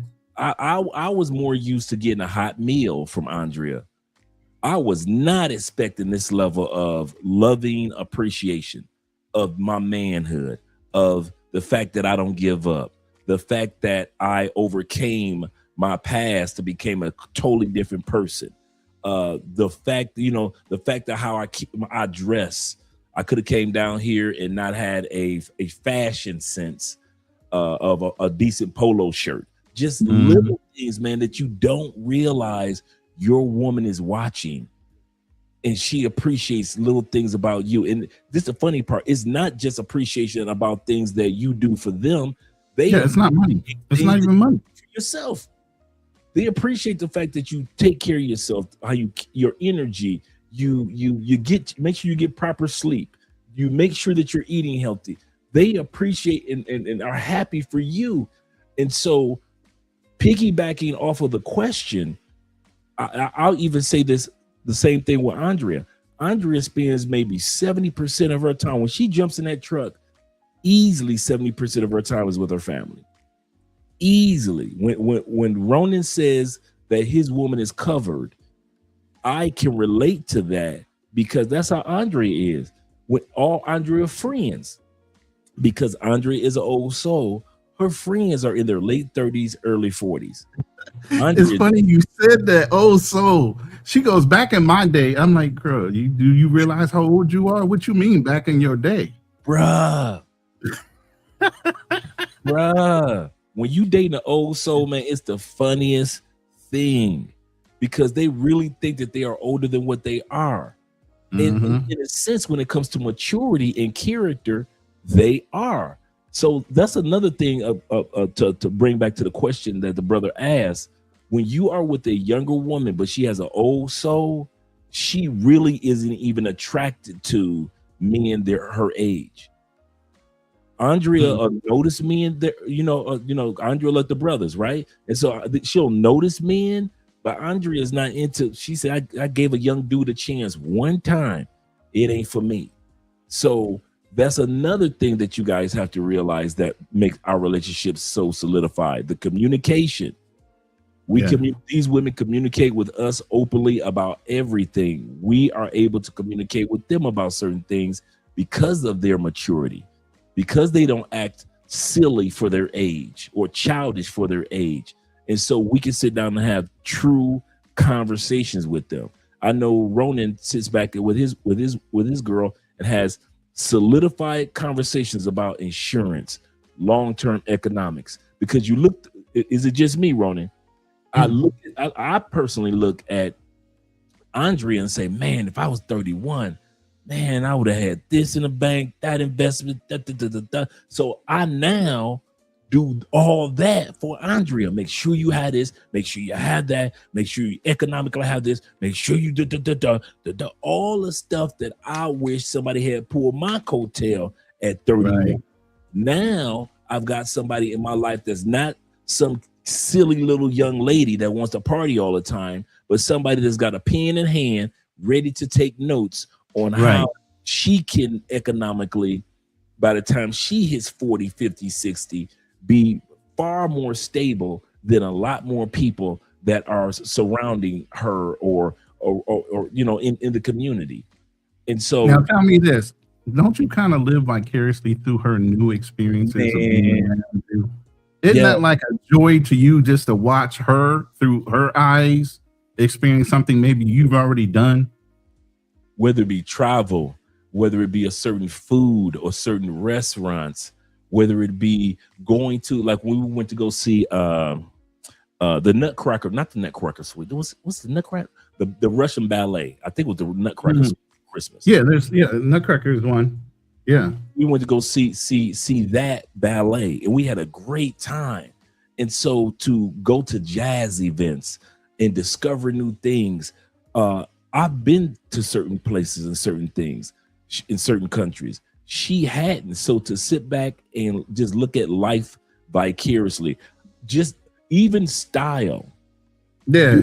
Even the style of fashion. I go and sometimes I'll show Andrea photos of when we first met and how she used to have the colorful sundresses and with the flowers all over it and the long dresses. And now she dresses with this elegance of an adult woman. Her whole attire is completely different. And so it's cool to sit back and even watch. And I know you can attest to this. Just watch the evolution of a woman. And here's the last thing I want to say to answer the brother's question. My woman, Henri, bruh, we talk about a Scorpio. She just straight Henri, Scorpio or not. My woman is one of those women, you look at her too long, she gonna get that look like, what do you want? You gonna get your feelings hurt trying to walk up on Andrea. Now that I can attest to. That I can attest to. Andrea is one of those people that just I leave out the house because I have to. And when I leave, I'm going to my family's house. I'm going to hang out with my friends. I'm going to take care of business, or I'm back home. I am not out there just to be out there. And so when she is out, Andrea, Andrea's one of the females, man, you do not want to walk up on talking about, oh, girl, you look so good. You going to end up walking away and you're going to end up saying something under your breath because you're mad. And so there are women that are out there, younger women, that don't like attention like that. Okay, yes, God blessed them with beauty, but they don't like that type of attention in real life. Like, they enjoy style and fashion, like attention from us, their man, and attention from their friends, and maybe a little social media attention. But as far as like attention from total strangers. No, Andrea don't like that. She does not like attention from total strangers, even though she's got the nice smelling perfume on and she's looking jazzy for the day. She still like, she's not one of those look at me type of women. Does your woman give off that same type of energy? Yeah, I mean, hell, you've seen her. She don't even like being on camera half the time. You got to drag her in front of a camera. She don't want that kind of. She don't want that kind of popularity. You know, every once in a while I'll drag her on the camera or something, or she'll get on the camera to do something, but she doesn't want to be known like that. There's too many. Let's put it this way: there's too many negative undertones to being an IG girl or this girl or that girl or being on TikTok too much, and it's all about, you know, where you're driving them once they get on that site. You're taking them somewhere else, so she don't even want to be associated to that stuff. No. Obi says this. He said, Dre, a random question. Were you affected by the earthquake? Very much so. Like I said, our apartment, you guys just see the background right here, but you guys don't see that our apartment looks like a puzzle from all the cracks and all the broken items that we're trying to replace, as well as relocate. The building across the street is going to have to be demolished. We were here when it all happened. You know, and then the other part of your question, Andre, were you affected by the earthquake? I'm still affected. I'm mentally trying to each day. Shout out to all you guys like T-Mac and Jay Fleming and Todd, all these guys, Uriah that I talked to, Victor 0 milligram that I talk to on a regular everyday basis that reach out to me. Hey, Dre, are you all right today? How you doing? Andrea always asking me how I'm doing, because, you know, as the man, you know, you kind of hold all that in, and that's not healthy. And so I get a chance to talk to you men about the mental part of dealing with this earthquake and all the loss of lives as many of my neighbors across the street. And then they're going to demolish their building. A brand new building that's only been up for 5 years is going to be torn down not because of the foundation wasn't strong as an earthquake, but the apartments weren't. And so it's crazy, Ronin, that when the sun goes down, it's extra dark in our apartment. Yeah. Lights out, because there are no neighbors with their lights on anymore. You know how you turn your lights out to go to bed, and your neighbors have a light. The ambient, you get that ambient light. Right, you have none of that because nobody's living next door anymore. Our apartment building is dang near empty. You know, we've had the insurance adjusters come in and out over the last couple of weeks. We had the person come back and fix the pipes because the pipes got impacted. They came back today. We're supposed to be reaching out to the builders of this building.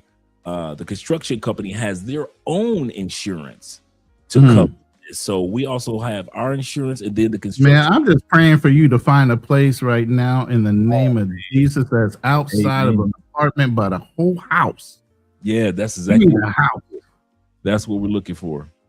We're actually looking for that. We're actually even consider the house that's a little bit further up in the townhouse region. So we're looking at that as well. And we reached out to the brother that we interviewed. The guy that we interviewed a couple of days ago, Daniel here in Columbia, the realtor. I reached out. He's supposed to be reaching back out to me. He said, Dre, I got your message. I'll be reaching out to you. I'm going to check some things out. But so many people are looking to get houses right now. You bet. Yeah, because of, you know, everybody's still shook up. I ain't gonna even lie to you. So, but thanks for asking, brother. Yeah, I try to say that we're okay, but we're getting there. We're getting there, and we're better each day. Each day we're better. I appreciate you guys asking. Yeah. So yeah, in the name of Jesus, I'm looking to have a home. Yep, real soon. And let's continue on with the video. And this confuses I'll bring people. this back a little bit to let guys see where we were. She'll be very friendly, very attentive, and may seem like exactly what you were looking for. right up until the moment she isn't. But the men I watched genuinely struggling are usually men who actually have standards. They want someone real, someone to build something with, or at least spend meaningful time with. Someone who actually likes them as a person and not as a financial arrangement wearing a human face. And those women, the ones with their own lives, their own self-respect, they are not going to approach you. They are not chasing you. They will barely acknowledge you first, regardless of what you look like or how much money you have. And this confuses people. It confuses them badly because they were told, women here love foreigners, so why is nobody making eye contact with me? Here's why. There is a word in Filipino culture, Tagalog word, mahinhin. It describes a kind of reserved, composed, modest femininity that Filipino women are still largely raised to embody. Don't be too loud, don't be too forward, don't chase a man, let him come to you. This is still, even today, a very real cultural operating system for most Filipinas, especially outside of Metro Manila. And the traditional Filipino courtship system, panliligaw, puts the man entirely in the role of pursuer. He visits her home, he endures the slightly awkward dinners with the family, he brings pasalubong, he shows up repeatedly, consistently. Okay, I saw you laugh. Pasalobo, legal, and then there's a culture behind the women because of Catholic religion. There's a famous individual woman, her name is Maria Clara, and they aspired to be like her. Okay, her virtues were very pure, her intentions were pure. She stayed with the church until she had a fiance, and I think she wound up killing herself or got killed in the church because so many men were seeking her. So, but look her up. Her name's Maria Clara, but that's the principle of how women try to carry themselves: reserved, virtuous, and then, like I said, with the other things. So that's why she's saying what she's saying. But legal is how I came here, is basically in a mode of courtship. Pasalobo is a tradition that you give gifts when you show up as a tradition. If you take a trip, you buy something to bring back to the family, no matter where you go. And that's what Pasalobo. It's kind of funny that you say that. That's how it is here. Spanish, right? Yeah, I know, right? A lot of people don't realize how close the cultures are because of being both countries being in kind of like ruled by Spain at one point in time. It's like that here in Colombia. Like Andre's family will go somewhere and it doesn't matter. They're going to bring back bread from that country or a dessert from that city, or I don't care if it's magnets full of mirror. It's going to be some type of gift. And even though they've been back and like Andre's family will go back and forth to Medellin. It's like every time they go back and forth, bringing back this, bringing back that. But we're the same way. No matter what country we go to, there's always something that we bring back for, okay, we got to get this one for this family member and we got to get that for that family. So it's always like somebody who we're getting stuff for as well. And it was never like that in the States. I've never experienced that until I came to Colombia, how much people give and receive to each other. And that's one of the things that also help families stay close. Let me bring up this one point.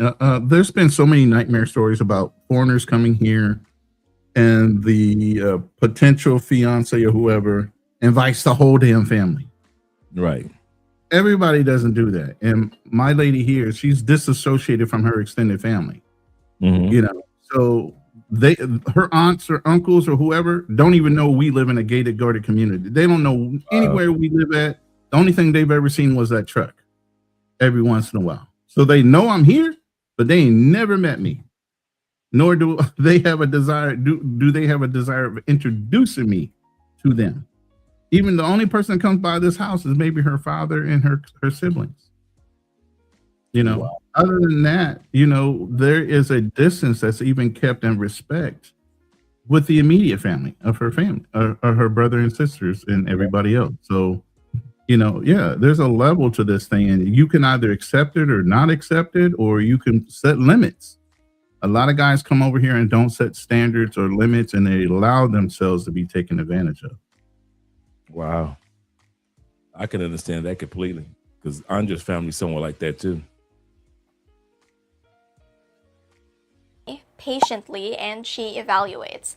That's the framework, and it's been the framework here for generations, reinforced heavily by about 300 years of Spanish Catholicism, layered on top of already traditional indigenous values. Now, modern Filipino women are not all sitting around waiting for a man to formally present himself to their parents before agreeing to coffee. Dating has changed. Apps are normal. Meeting someone online first is completely unremarkable.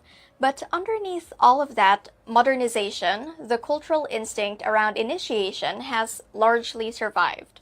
The average decent Filipina is still not going to walk up to a stranger and introduce herself. And there's a Filipino concept called hiya, usually translated as shyness, but it's actually more like a deep social self-awareness, a consciousness of how you're perceived, and hiya still shapes how women present themselves publicly here, especially around men they don't know. So here's the paradox you need to understand. The women who are aggressively coming toward you are the ones operating outside the norm. And the reason they're operating outside the norm is usually because they've made a very deliberate calculation about what you represent. Meanwhile, the women you would actually want to meet are standing 10 feet away pretending they can't see you. I know, sounds exhausting. But here's the flip side that I don't think gets said enough. This actually works in your favor. If women here don't initiate, you get to do the choosing. You don't have to wait to be picked, you get to look around, decide who interests you, and make a move. A lot of men in their 50s feel like they lost that somewhere along the way in Western dating culture. Here it is, sitting on the table. The only question is whether you know how to use it. Alright, this is where we get real, and I'm going to go through the actual reasons men struggle here. Some of these you'll recognize immediately. Some of them you'll push back on for about 3 days before admitting I was right. That's fine. I'm patient. First reason is that you might have brought your Western dating wounds with you and they're showing. Ooh. You may have brought your Western dating wounds with you and they're showing. Right. That's fine. I'm patient. First reason is that you might have brought your Western dating wounds with you and they're showing. No woman in the world wants to be around a sad sack. Wants to be around the guy with the energy. You just got divorced. You're talking about your ex bad. I'm going to say something. I'm so glad that I didn't have a tempestuous divorce, and I wasn't married to a horrible person, because I don't know what it's like to tell your tell your spouse, your current girlfriend, all these horror stories all the time, because that would be tiring to me. That would be tiring. Having to re-explain yourself all the time and why you think a certain way. That's crazy. But we're both Libra men. We can we burn bridges. We don't look to go backwards. That's true too. What's that phrase? The best way to achieve something is burn a bridge so you can't retreat. You only can go forward. That's it. We think that way. We don't think like, oh, well, I want to circle back around. I don't give a damn. No. When I'm done with you, I'm done. That's it. So a lot of times guys don't realize, don't be talking about your ex-girlfriends or the women in America this, the women in America that. Yeah, that's true to a certain extent. And I understand that you lost half your pension, in the divorce, but that is not the woman in the Philippines or the woman in DR or the woman in whatever country's fault. So don't spew on her something that she's never even experienced or understand what you're talking about when it comes to what happened in your divorce or with your ex-girlfriend. A lot of guys lose out on good women because we're talking too much. Overkill. Overkill. Let's go back to the video. Might have brought your Western dating wounds with you and they're showing. A lot of men coming here, particularly the over 50 crowd, are not arriving from a place of romantic confidence. They're arriving from somewhere that felt like rejection. like a divorce. Years on apps where they felt invisible, a culture that told them they were too old, too ordinary, or not enough. And I understand that. That's genuinely painful and it leaves marks. But those marks don't disappear when you land. They travel with you in how you carry yourself, in how much eye contact you make or avoid, in a kind of low-level apology energy that some men project without even realizing it. Filipino women are exceptionally good at reading people, most of us. They've had to be, because, culturally, they're not the ones who set the terms of an interaction, so we've spent our whole lives observing, and we can read insecurity from across a coffee shop. Low self-esteem doesn't read as humble or endearing. I'm not going to let you slide with that one, Ronin. Is this true? Yeah, I try to tell people you can't finesse a Filipina. This is generations of dealing with Americans and foreigners here. There's nothing, like I said, you can come over here with some kind of game or some kind of finesse and think they ain't seen it before. They've written books on Americans. You know how many American military guys have married bar girls, taken them to the land of the great PX, and gotten divorced 2.5 years later with a couple kids attached to them? It was terrible. I mean, and you had guys, a whole squadron of guys or a platoon of guys saying, yo, man, that's a bar girl. What's wrong with you? But they ain't never had it. They're the old incels back in the day. Wow. They still had to marry that girl. They didn't care. They were going to save her. They had their capes on. They were military guys. They could change her. They could save her and bring her out of that poverty. No, you can't. Not if she don't want to be. Yeah, that's so true. So true. Here, it reads as unstable. A woman deciding whether a man is worth her time is asking herself whether he's grounded and safe, and someone who seems deeply unsure of himself doesn't communicate either of those things. Work on this before you worry about anything else. Seriously. Next, you are confusing entitlement with confidence, and they are not even close to the same thing. That's a great point. When you land in any of these countries, don't think because you got money in your pocket that you the man in their eyes. Like she said, you are confusing entitlement, your economic entitlement, with confidence. And that's not the same. Absolutely correct. Absolutely correct. You want to say something on that, Ronin? No, she hitting the bullseye, man. I mean, like, let them fly. Yeah. There you go. On the other end of the spectrum, and this one is hard to see on yourself, some men show up here with a very particular kind of arrogance. A vibe that says, I'm Western, I have a pension, I'm doing you a favor by being interested in you. I didn't have to do the voice, did I? Yes, you did. Yeah, yes, you did. Because it is dudes that act like that. Hey, T-Mac said something that's important about San Diego. And that's why I say this is a history. Here's the thing. People don't know how to read. They don't know how to do their research. And they definitely don't know how to listen to other people that have already experienced it. He's basically saying in San Diego, there were a lot of Filipino Navy wives who looked for affairs at the same time, bar while their husbands were on Westpacks. We used to call them Jodies.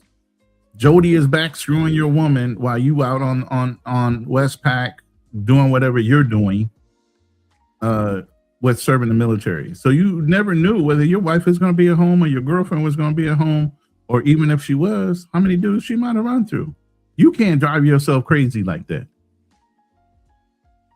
Yeah. But a lot of guys did. A lot of guys did. A lot of guys started to end themselves when they got that letter or videotape saying, hey, they're thinking they're getting a sexy videotape and all the guys are looking behind. Next thing you know, a dude pulls up and she's filming herself getting hit up by Jody. Wow. To break up with him. Oh yeah. So anything y'all dealing with, bro, it's been going on. American military, we've suffered. We've taken the hits for you. And you guys are still wanting to take more hits. Y'all hard-headed. You guys already know about what's going on, and these guys Yeah. don't. You don't have to go back through what we went through. We could tell you, yo, don't go down that road. I'm trying to tell you. But, you know, they got to learn on their own. Yeah, and that's what that is. Yep. Let's go back here. Shout out to Leo in the building. Anyway, I get where it comes from. The internet told you that you are a prize here. The forum said Filipino women love foreigners, and maybe you had a few early interactions where women were very attentive, and you misread what that attention was actually about. And now you've got a swagger that is not landing the way you think it is. Here's the reality check, and I'm saying this without any political agenda attached to it. Filipino women who have their lives together know their own value. The women you're talking to might have a nursing degree, support her entire family, and speak 3 languages. She doesn't feel lucky that you're here. She just sees 7. a guy who's a bit much. Confidence says, I know who I am. I'm genuinely interested in you. I have something real to offer. Entitlement says, you should want me. I don't really need to try one of these open doors, you know? The other one gets you very politely ignored, and Filipinas are exceptionally skilled at polite. The next one is that you might be trying too hard and it is doing the opposite of what you want. The flip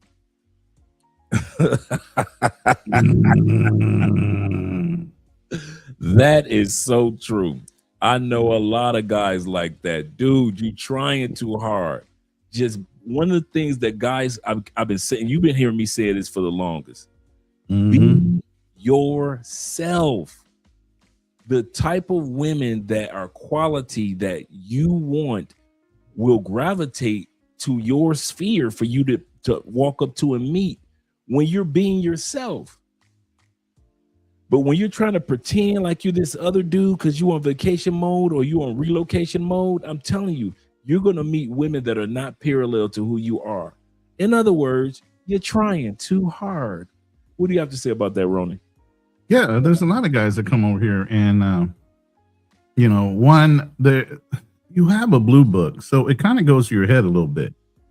You get all this niceness, and Filipinos are exceptionally nice and polite, and sir and ma'am and all the things you want to hear, you know, and they're very, very, very respectful and very soft spoken, you know. So it's kind of like comforting. So you're like, okay, I got this. I got the money. You know, these women are, you know, they're desperate because I'm wealthier than them.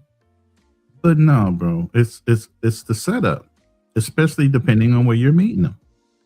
They know if they stroke your ego a little bit, you're going to spend a little bit more.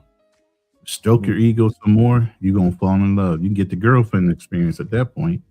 She's going to cook for you. She's going to come clean your house. She'll even clip your nails. Okay? But she ain't into you, especially if you're not staying here. And that's the biggest thing with the Philippines. Don't think you got a long-distance girlfriend and she working in the club system. Now, if she out in the province, just maybe. But if she's in a city, Cebu, BGC, Angeles City, some other ones, Baguio, those are expat cities. Man, stop. If you ain't talking to her, she got about 5 other dudes talking to her and a whole bunch of them hitting her while she's on the street. Wow. It's not that easy. And they're smart, by the way. They're all educated. They all have to have college degrees before they can actually get a job. And they can't have tattoos exposed to be a professional. So if she's a professional woman, she doesn't have any tattoos, she's well educated. My lady speaks 7 languages. Wow. Okay? They're not dumb. So all that negative propaganda that, oh, you're going over to get a poor woman that's uneducated and they're mud feet. Nah. They might come out the mud, but they damn intelligent as hell. That's right. That's right.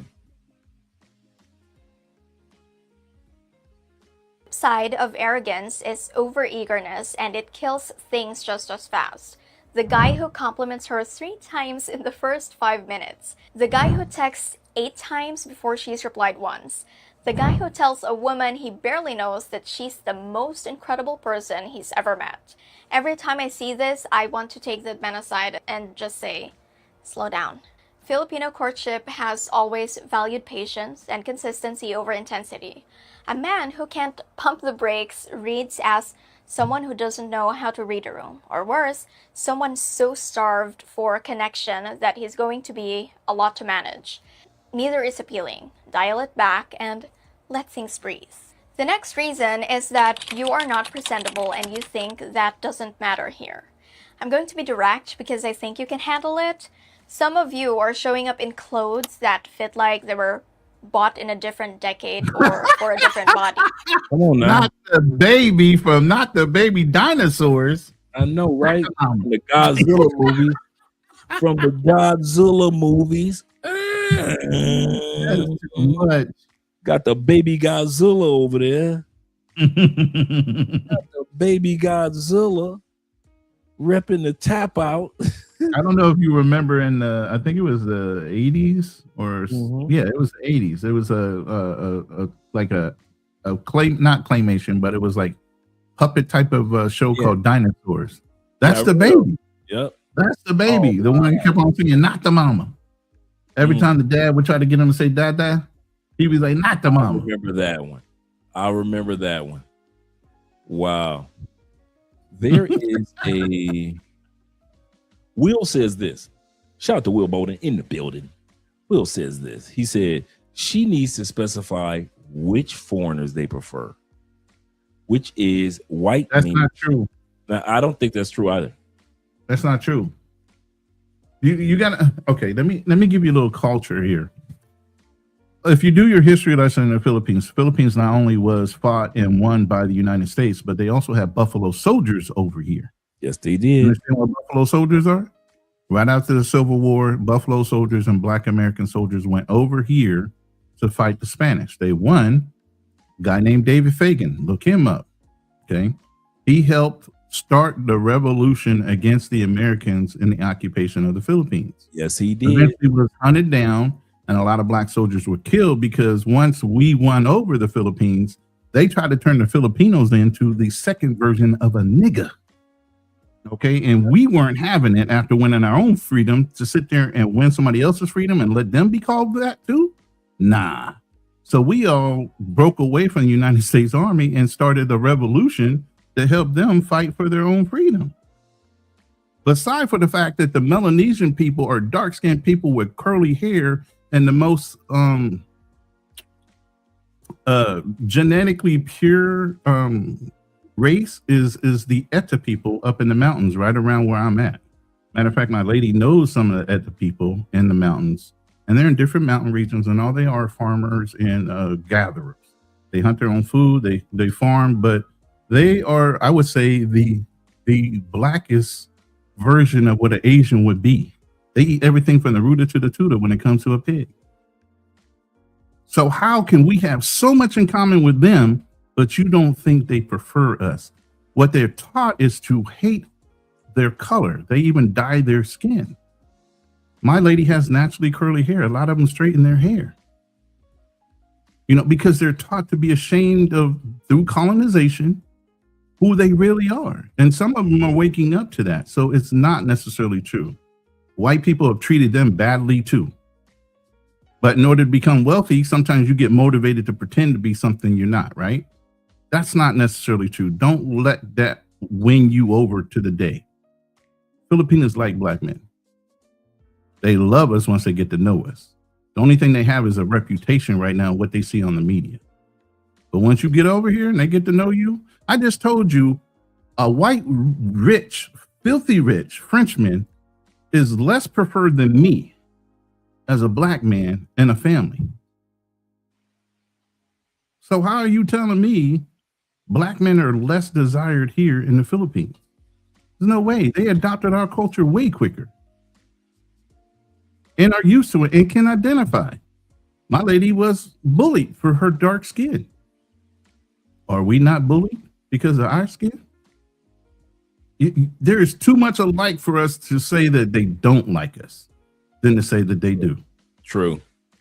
I just wanted to give you that little history lesson so I can break y'all down on that, because that's not true. Don't let people propagate that, Filipinos have a problem with black men. They're non-judgmental when it comes to how they're being treated and respected.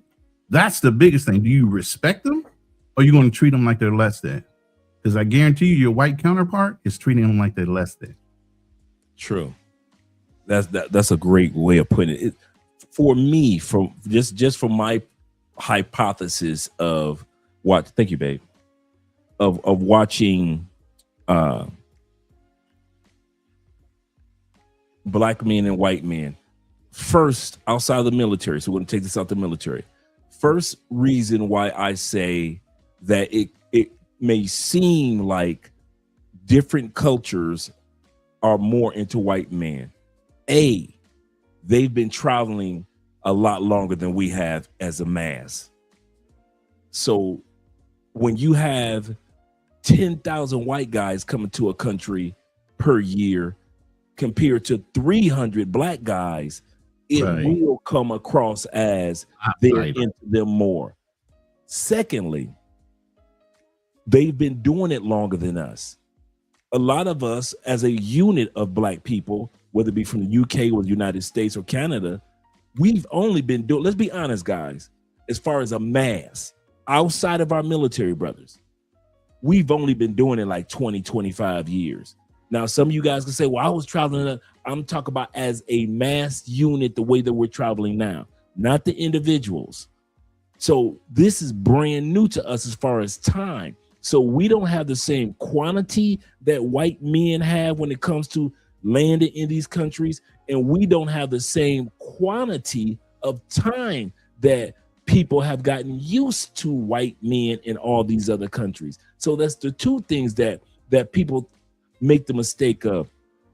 Thirdly, you are not looked up on as a lick. I hate to say it, my white brothers. I hate to say it.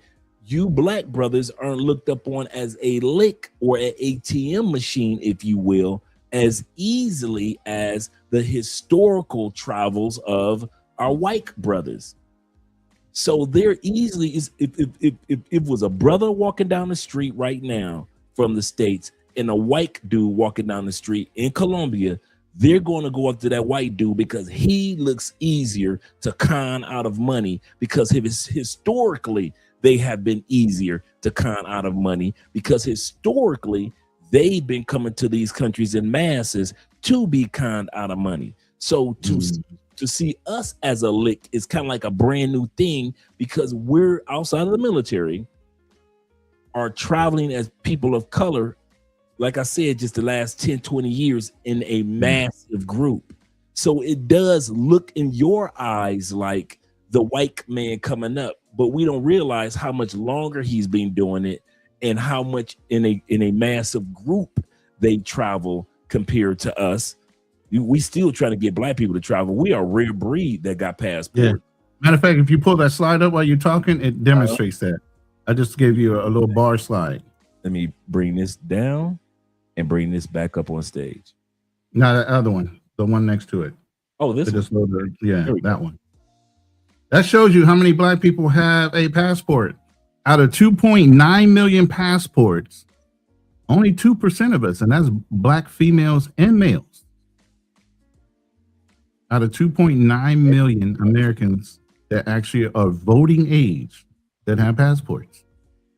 That's not very many, causing great ripples like we do, but because of our shine, because of the way we carry ourselves, our flex, we affect a lot when we move around this planet. Yeah. And we're barely scratching the surface of having passports. Yep. Absolutely correct. Absolutely. I'm glad that you pulled that slide of statistics, because we say it and guys don't. When I say how blessed we are to be chosen to have passports outside of you military brothers, guys don't realize how blessed they really are to have passports outside of the military, brothers, or government contract workers, because the average everyday walking down the street Black American does not own, does not think about, does not even want to have a passport. And so that is another reason why so many white brothers have the upper hand on us, because like you said, as you're showing, 80%, there are more Hispanics that have passports, going back and forth, going to home to see family. Other races have passports, but Black Americans, we're known for a lot of things. Passport ownership is not one of them. And so when I hear Black men compare ourselves in this travel space to what white men have or are accomplishing, it shouldn't be even. They've been doing it a lot longer, and they have passports, and they own more passports. So yes, you're going to see more white guys out here because in being able to take advantage of opportunities, because not because of racism, but because of we have not been out here. Now you can go back. The greatest thing that shows with that too, Dre, is it also demonstrates that Black men are painted with a broader brush. True. We mess up, it's amplified tenfold. That's what we used to say in the military. If we mess up something, the globe gets to know that somebody in the military did something in the world somewhere while they were on leave. One American military person does something, everybody in the planet knows about it. That's almost amplified by a Black traveler. The same way.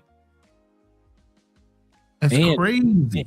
And I'll sell this final product. And I know Ronin will say the same thing. I don't give a dang about who likes what Black or white man. I don't care. When I land in a country, dude, this is Dre. I don't care if none. I'm gonna tell y'all something. Y'all want the truth? Here we go. I don't care if, shout out to mama. I don't care if none of you brothers get no woman. I'm gonna get one. I don't care if I land in Poland. I don't care if I landed in Turkey. If I was single and I landed in Istanbul, and don't none of you brothers get no Istanbul coochie, no Turkey coochie, I'm gonna get some. My confidence is that high that I don't even waste my time worrying about what the white man doing in Medellin. When I got there in 2015, 2006, I wasn't worried about no white dude. I was like, hey, I'm here.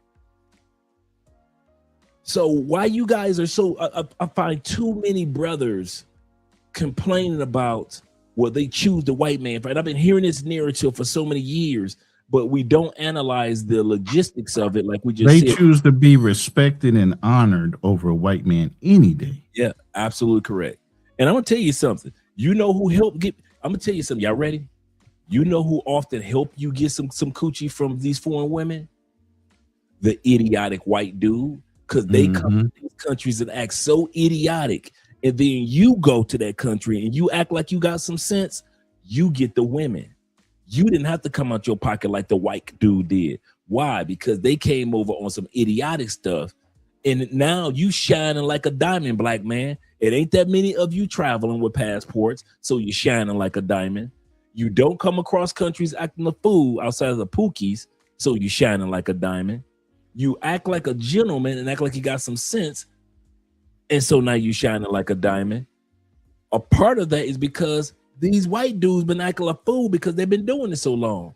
So they don't appreciate women around the world like we do.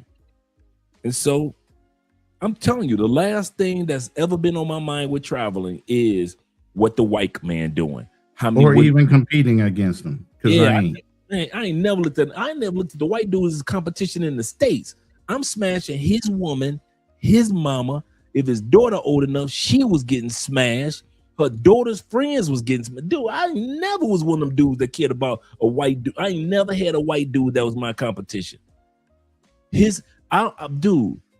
I never looked at Tom Brady as a competition. Cause I'm gonna smash Tom Brady's wife. I'm gonna smash his sister. I'm gonna smash his female cousins.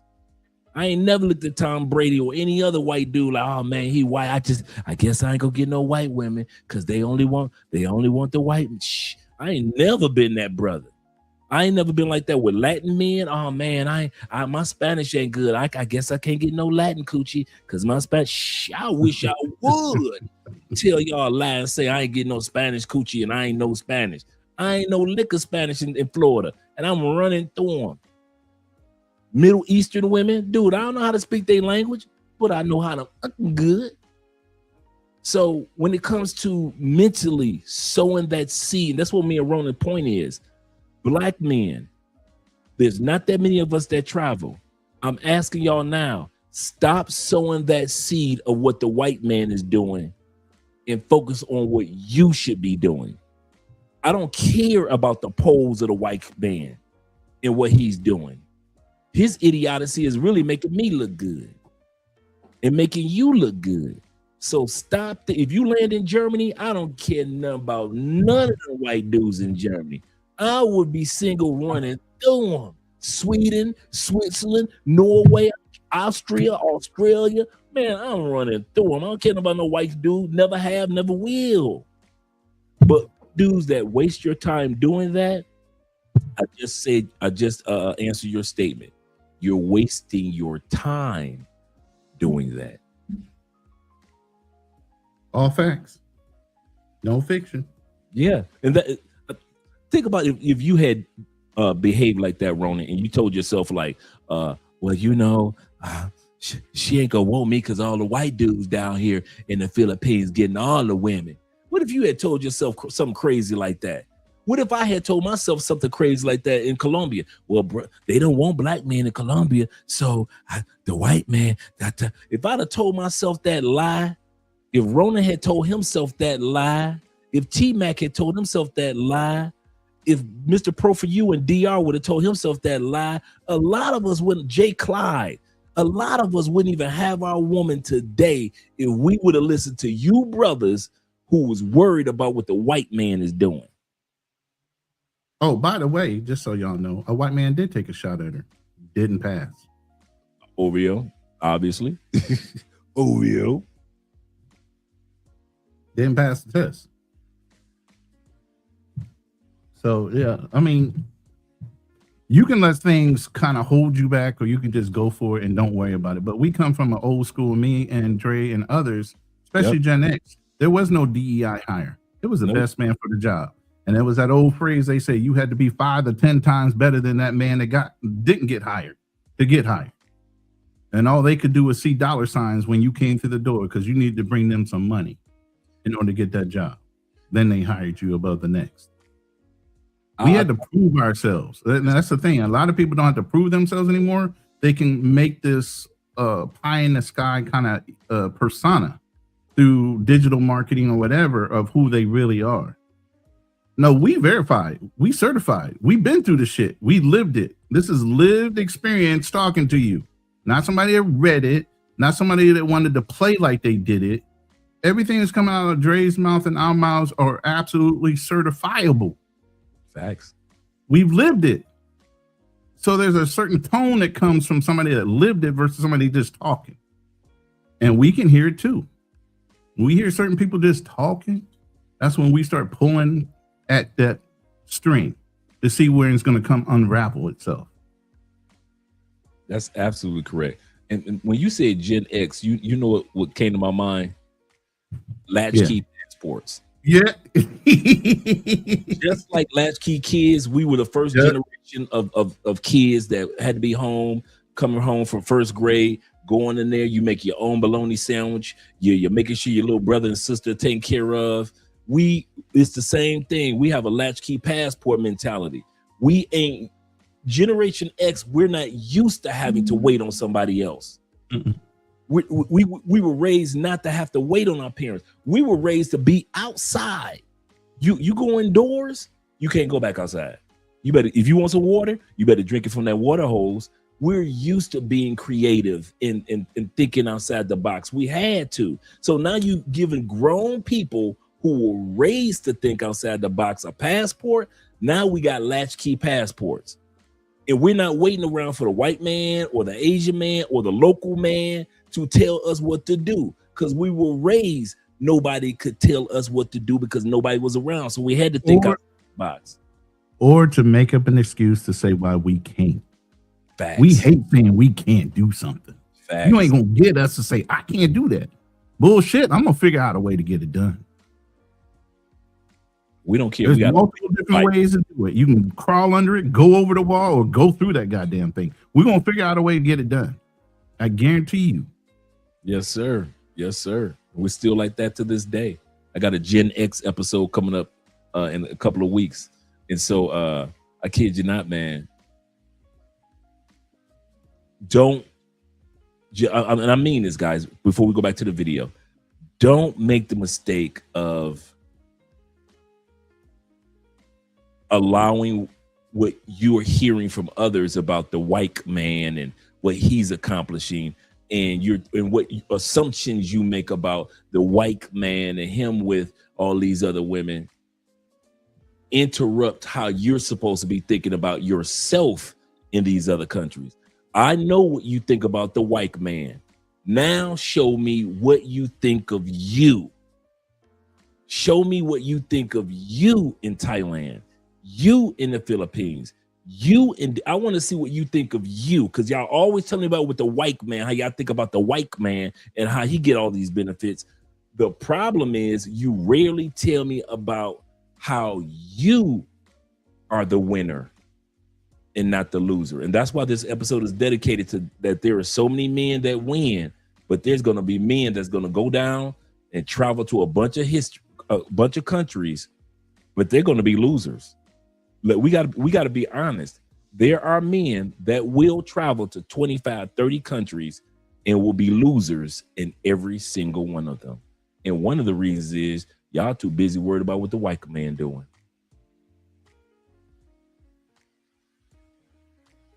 Let's get back to the video. Bring that back up. Some of you haven't had a haircut since you landed. Damn. Some of you, and I... she came out the gate with the hygiene. She said some of y'all had a haircut since you landed. Dang. They bring that beat back for all you filthy dudes. Not presentable, and you think that doesn't matter here. I'm going to be direct because I think you can handle it. Some of you are showing up in clothes that fit like they were bought in a different decade or for a different body. Some of you haven't had a haircut since you landed. Some of you, and I genuinely cannot stress this enough, are not accounting for the fact that it is 32 degrees here and you need to shower more than once a day, not less. Yes. You do not need to look like anyone famous. Age is not the barrier here that might feel like back home, but basic personal presentation is the cover of your book, and people will judge it, and pretending otherwise is just denial. Clean clothes that fit, hair that was cut at some point in recent memory, shoes that don't look like they survived a construction site, deodorant, please, for all of us. And that is the entire bar. It's not high, you know? Clear it. For all of us. Please, for all of us. Oh my goodness. I don't know how 3 to 5 times a day they get in the shower. Yes, here too, man. It's hot. It's hot, man. And a lot of times guys don't realize that you got to get in that water. And when you coming from Europe and you take a shower maybe once or twice a week, that ain't gonna work. Oh, the family has referred to him as a wet dog. Right. It's the scent they get from him. Oh my God. Damn. Yes, sir. Next one is that you might be hanging out in the wrong places. This might be the most fixable thing on this entire list and nobody says it plainly. If your social life here takes place mostly, almost entirely in bars, nightlife strips, or establishments where the staff are specifically paid to be warm to male customers, you are fishing in a very specific pond. You will catch what lives in that fly by. The staff is specifically paid to be nice to customers. All that nice warm feeling you're getting, you're being paid for that. Is it genuine? I don't know. From the barmaid to the pay for play, they all get paid to treat you with a smile. and you think you special. Yeah, that's a great point. Let's bring that back. Almost entirely in bars, nightlife strips, or establishments where the staff are specifically paid to be warm to male customers. You are fishing in a very specific pond. You will catch what lives in that pond, and then you'll go online and tell everyone Filipinas are only after money. That's a pond problem, not a country problem. The women you're actually looking for are living their lives in normal places, gyms, coffee shops, the SM Mall on a Sunday afternoon. And yes, genuinely, malls here are legitimate social spaces, not just, shopping centers unlike in the West. University areas, but don't linger around like a creep. Church, which before you roll your eyes is one of the most active community hubs in this country and draws an enormous cross-section of the population. Volunteer organizations, cooking classes, mutual social circles through friends. Go where life happens. Stop outsourcing your social life to venues that exist specifically to take money from lonely men. The next one is, you are in the most saturated cities and wondering why you're being treated like a familiar problem. Manila, Cebu, Dumaguete, venues that exist specifically to take money from lonely men. The next one is, you are in the most saturated cities. You are in the most saturated cities, wondering why you're being treated like a familiar. That's a key word. Familiar problem. They are so familiar with your type of tourist. And Ronin mentioned that, spoke about that earlier. You want to talk about that a little bit more? Yeah, like I said, they know where you're at. If they want to come hunt for you, they don't have to look far. You guys all congregate in the same areas. Kind of like Colombia, kind of like Sosua, kind of like a lot of places globally, right? Yeah. The girls know where to come to find you because y'all all go to the same damn places. Y'all don't know how to spread out. Somebody threw a grenade in the room, everybody get it because y'all standing so damn close together. No matter where they go, here they go to in Cartagena. Guys go to the same clubs day in, day out. In Medellin, they know where the tourists go to when it comes to certain nightclubs, certain areas, certain bars, certain lounges, certain restaurants. They know how. This the funny part. Guys will come to Colombia, complain about that bar scammed them when they say, "Hey, wait a minute, this bottle was supposed to be $200, and now I'm finding out that they took $400 out of my bank account." Those bars are rare. First of all, that scam people, but those bars are only in areas where tourists go. The hip hop clubs in Colombia. Colombia is not a hip hop country. I'm going to tell you guys that right out the gate. Colombia is not, even here in Cali, there is no hip hop bar. So to see a hip hop bar in Cartagena and see hip hop bars in Medellin, it is not for Colombians. It's to lure you in. Welcome to my web, said the spider to the fly. My web, said the spider to the fly. I know some guys haven't heard that quote in a while, but they are literally bringing you in, suckering you in, knowing that 90% of the clubs in Medellin don't move that way. 90% of the clubs in Cartagena don't move that way. But that 10% that you tourists keep going back to, yes, those are the scammer spots. But soon as you go to the other side of the city, they don't even know to scam you. That's the crazy part. They don't know to overprice you. There are restaurants that are like, okay, here's our menu, here's the price. It's supposed to be like that, right? Well, no, the restaurant in the tourist area, they don't have the prices on the menu. So you guys get scammed and then you get mad and you think that's all of a particular country. And that's not true. T-Mac says this. Shout out to you, T-Mac, for the $10 love over on the Cash App the other day. He says this. He said many of those tourist places are just like here in Cali, bruh. That laundry money are cartels and mob owned. Absolutely correct. Cleaning up that money. Absolutely correct. He say that host is time enough for y'all. I didn't get that. Tell him. Let me know what you meant by that. Yeah, rephrase that one. Yeah, is time enough for you? I don't know. Yeah.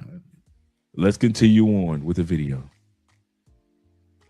And wondering why you're being treated like a familiar problem. Manila, Cebu, Dumaguete. Every expat guide, every YouTube channel, every forum sends men to the same 3 cities. And the cumulative result of that over years is that women in those cities have been dealing with a full spectrum of foreign male behavior for a very long time. They've seen the men who treat this country like an all-inclusive resort. They've met the guys who vanished after a week. They've watched friends get hurt by someone who turned out to have a wife back home. So pause that real quick.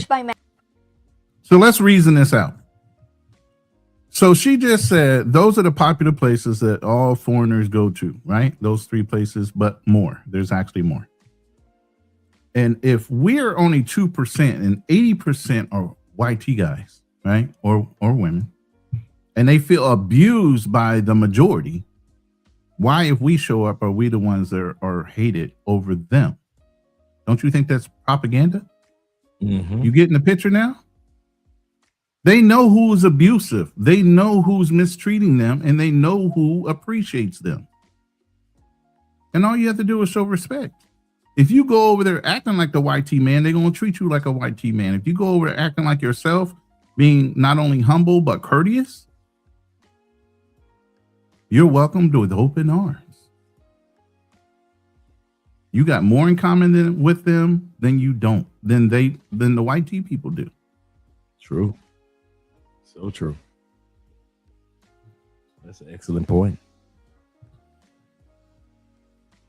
Let's continue on, gentlemen. And whose literal first question was how much. And so they've developed a rational, learned guardedness that can feel like coldness if you don't understand where it comes from. In a city like Cebu, you're not standing out. You are to stay. You're the 10th foreigner that women made eye contact with today. You are a pattern she already knows and she's already decided how to handle. Go somewhere with a different rhythm. Iloilo, Cagayan de Oro, General Santos, Dagupan. These places have their own character, and a foreign man who shows up there is still genuinely interesting. Not in a problematic way, just in a you're new and that's actually novel way. The playing field is different. Next, your social media may be quietly working against you. I know some of you just made a face. Bear with me. Filipinos, particularly under 40, but honestly across a wider age range that you'd expect, will look you up before anything gets serious. They'll search your name. Trust me, they do this. They'll see what you post, what you comment on, how you talk about this country and the people in it. And if your profile reads like someone who talks about Filipino women in a way or in ways that reduce them to a category, that information travels. It will reach her. You don't need to curate your whole digital life, but make sure it isn't actively doing damage. And I think this is the last one. You are giving off a don't approach me vibe and you don't know it. True.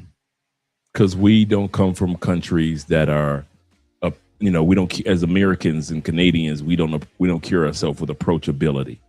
Mm. We don't give off approaching energy. I remember I was my first couple times going to a particular salsa club, right? And I would stand there with my arms folded. Mm. And come on, Dre. Now you in sales. You already know when your arms are folded, you're closed off. Absolutely. And I would look like Eastside Detroit, Miami, Florida look, right? Back up against the wall, looking at the club, making sure you don't get jumped. Here's the crazy part. I will walk up to a woman and ask her to dance, and every single one of them would be flabbergasted. You could see it all over their face when they saw my smile, when they saw how well I danced and how friendly I was, and they were like, "But who was that guy standing up there with Right. his?" See what I'm saying? So I had to realize my energy was giving off one thing, but who I really was a completely different person than what I was. So I learned not to be like that. It was kind of funny because after I danced with maybe two or three women, it would be other women that they would send over, like, "Girl, go dance with him," that they would send over to dance with me. So no matter how much I stood there with my arms folded, they were like, They wasn't gonna no, once you got one dance in, the whole club knew you could dance. Absolutely. Then it was a matter of fighting them off. Like, I got too many. I got to take a break. Let me get something to drink. That's exactly what happened. Literally, that's what happened. Literally, that's what happened. Like, so my first 2 or 3 times going there, I was kind of like that standoffish energy, but that wasn't who I really was. And so once 1 or 2 women saw, okay, yeah, he's good. And so it was I blended right on in. And so they're absolutely correct. She's absolutely correct. You can give off a standoffish energy. T-Mac say, "I only see Dre with his arms folded and looking defeated when he was away from Andre."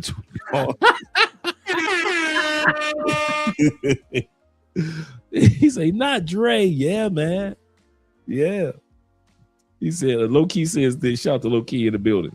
He says, "That's weird that you say that, because I traveled to Europe extensively, and they say that Americans are so not now in Europe." I agree with you.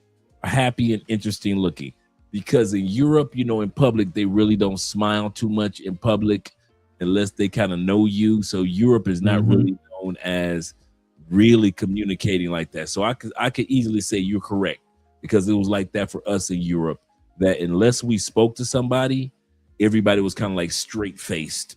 But then when we spoke to people, they smiled, they were friendly, the nicest people. But if you don't say anything, Europeans won't. They're just flat screen TVs. Yeah, you're correct about that one. And so they look at us Americans as more outgoing compared to them. He said, he said Americans give off "don't kidnap me" energy. I know, right? I know. Or at least you're gonna have a problem trying to take me. I know. One right? of the two. One of the it two. ain't gonna be easy for you. It's sneaky because it's invisible from the inside. Are you actually approachable? Not in your own head, in your face, in your posture, the energy you put out in public spaces. Filipino culture has a concept called pakikiramdam, essentially an emotional radar, a reading of the room before anyone engages. Filipinos they're talking are about exceptionally good at energies this, and they and use being it able to constantly. read If your personality. baseline energy reads as tens, close. Say that again. I say, you hear how she's sitting there talking about how they they look at you, they read you, they can feel the energy you're giving off. Yeah. These are not unintelligent people talking at that level of being able to read a personality by the way you're standing there. Absolutely. That's a great Sounds point. like they're very analytical, doesn't it? Very intuitive. But so I'm telling you, the things you hear in rumors versus what you're hearing when you hear somebody speak intelligently are totally different worlds than what the negative women in America will say about you going to get a mudfoot. That's not a mudfoot. She's well educated, well spoken, multilingual. Not the same. Like they used to have the picture of what Africa looked like. Everybody with mud huts and everything. Then you go to Africa, like, God damn, these are all modernized buildings and streets and roads are paved and same thing. Y'all need to get your passports and step out of the damn. You know how people say go outside and touch grass? Go out and touch the damn globe. This is true. This is true. Off or faintly hostile, nobody is going to initiate anything with you. You could be the most genuine man in the room, and if your face has been stuck on unapproachable long enough that it's become your default expression, that is what people respond to. Relax, smile. Not a performance, not a creepy smile. A real one. Make eye contact that isn't a stare. Carry your body like it belongs somewhere. That's the whole thing. It sounds simple because it is. Now, I want to spend a minute on this because I genuinely think it's doing real damage. There is an online ecosystem, forums, Facebook groups, YouTube channels, Reddit threads, dedicated to life in the Philippines and dating Filipinas. And some of it is honest and useful. Some of those people show up in my comments actually. But a lot of it is men telling other men exactly what they want to hear. Success stories with the inconvenient parts cut out.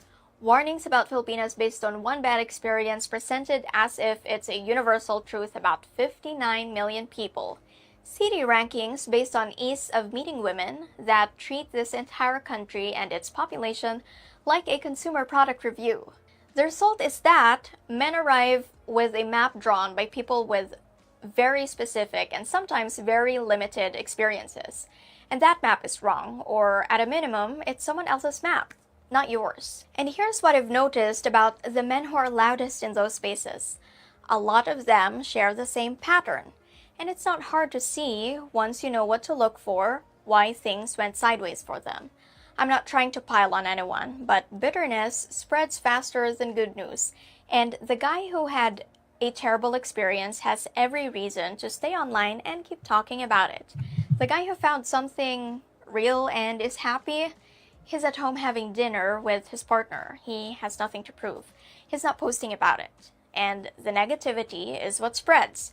Don't let it be your baseline before you even arrive. Okay, I want to address something directly that I think a lot of content in this space dances around. Not every man watching this video wants the same thing, and I think that's worth saying out loud. I mean, if it's not, let me know. Some of you are genuinely looking for a partner with her own career, her own independence, her own opinions.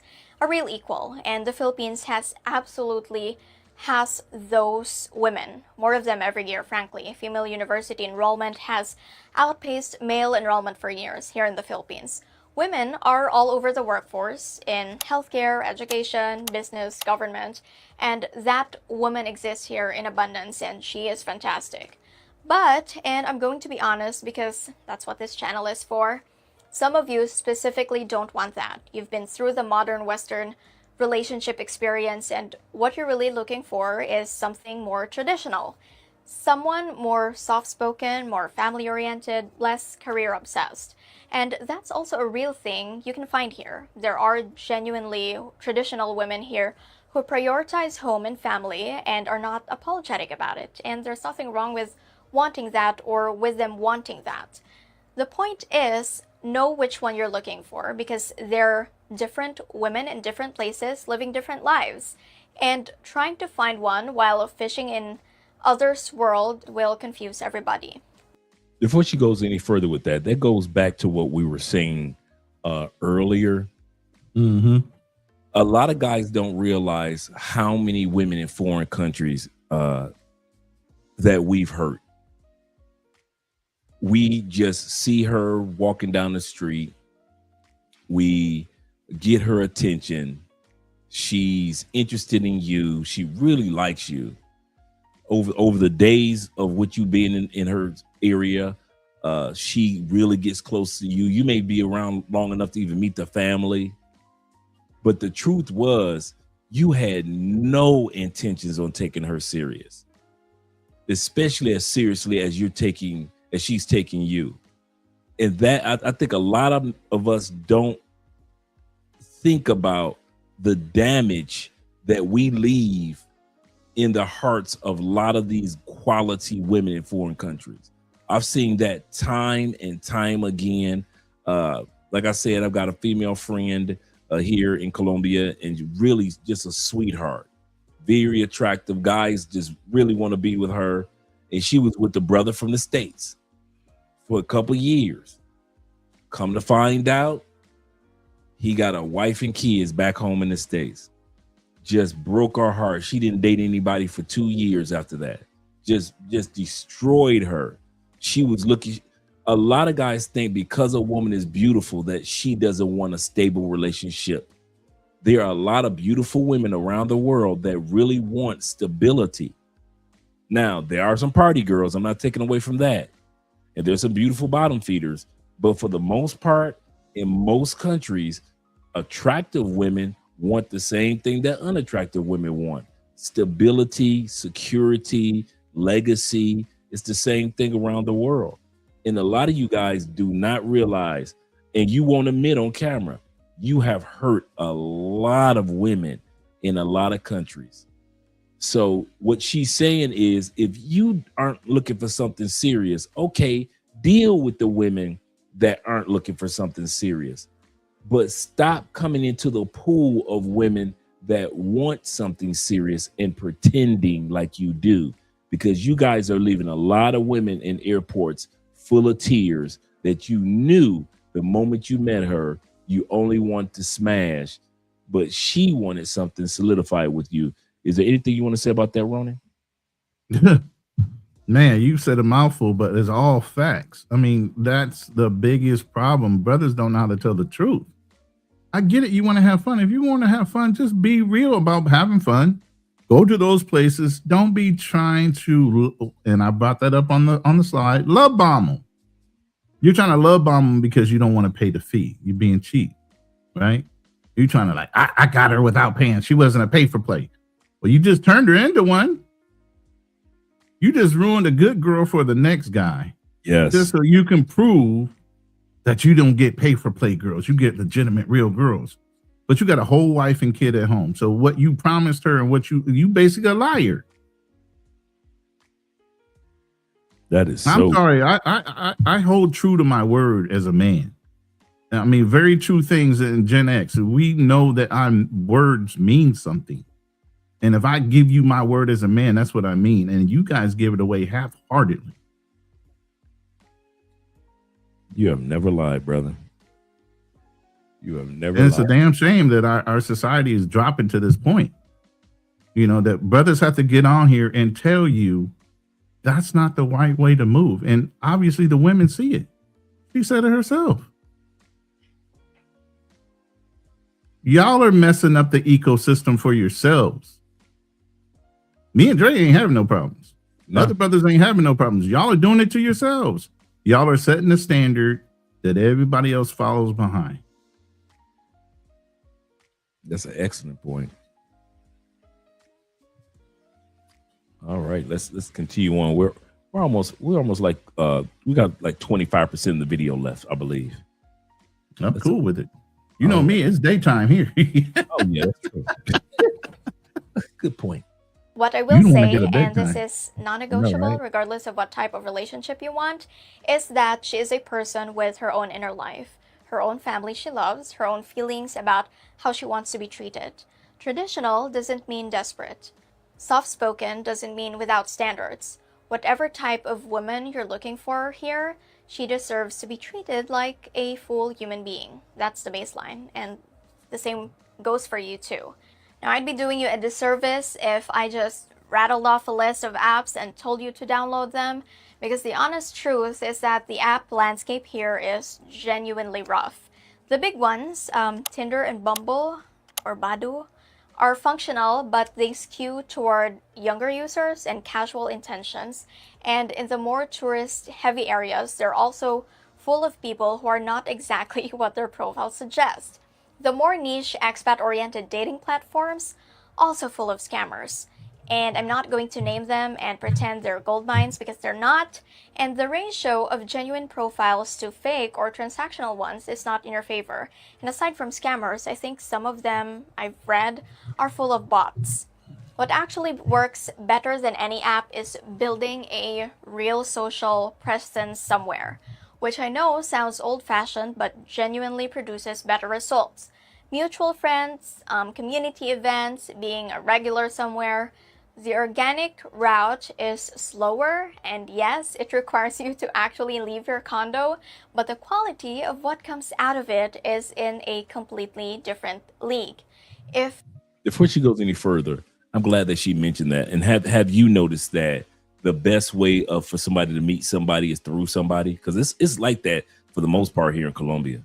We talk about social circles. I think between me and you, Fearless, BMT, all the people that we associate with, they're all talking about developing social circles. The more times you go somewhere, you should be developing local friends and acquaintances that within your social circle, one person's going to recommend to the next person, you know, hey, have you met such and such? He's such a good guy and he's living here now.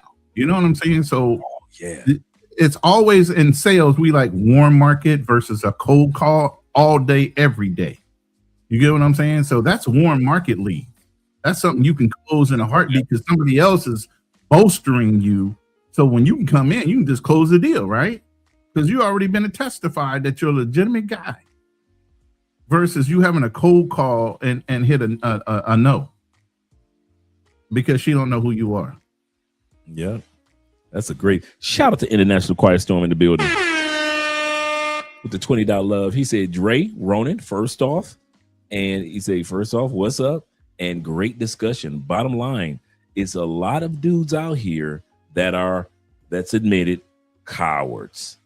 Like we started off earlier, they're lazy. They don't want to put in the work. They aren't confident within themselves outside of their dollars. This is true. Hey, real quick, I got a delivery. I got to go check on. This is true. I have to admit this part. Let me pull Ronin down, minimize Ronin, in other words, and I'll pull myself up.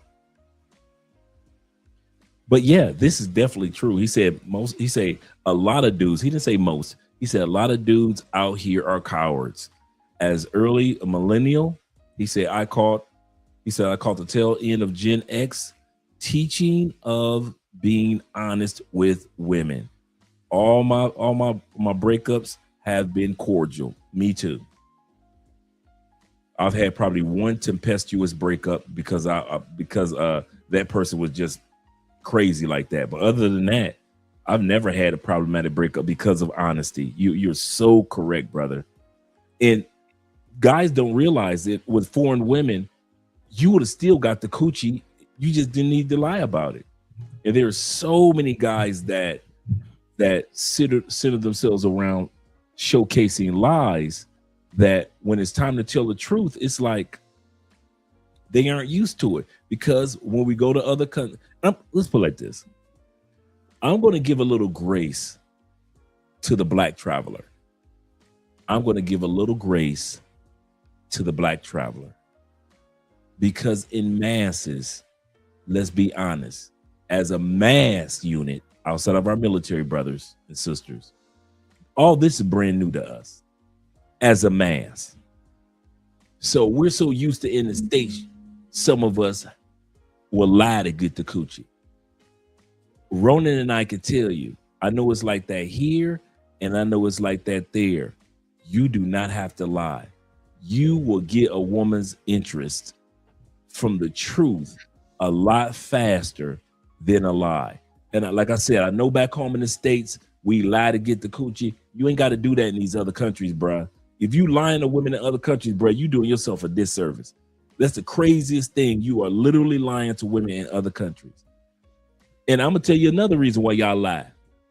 Not just to get the coochie. Check it out, Ronin. A lot of y'all lie to keep the other dude from getting the coochie. You lie to a woman for a year just so she don't date another dude. You know you got a wife and kids back home. You ain't leaving your you are not leaving your wife and your kids back in the States or UK.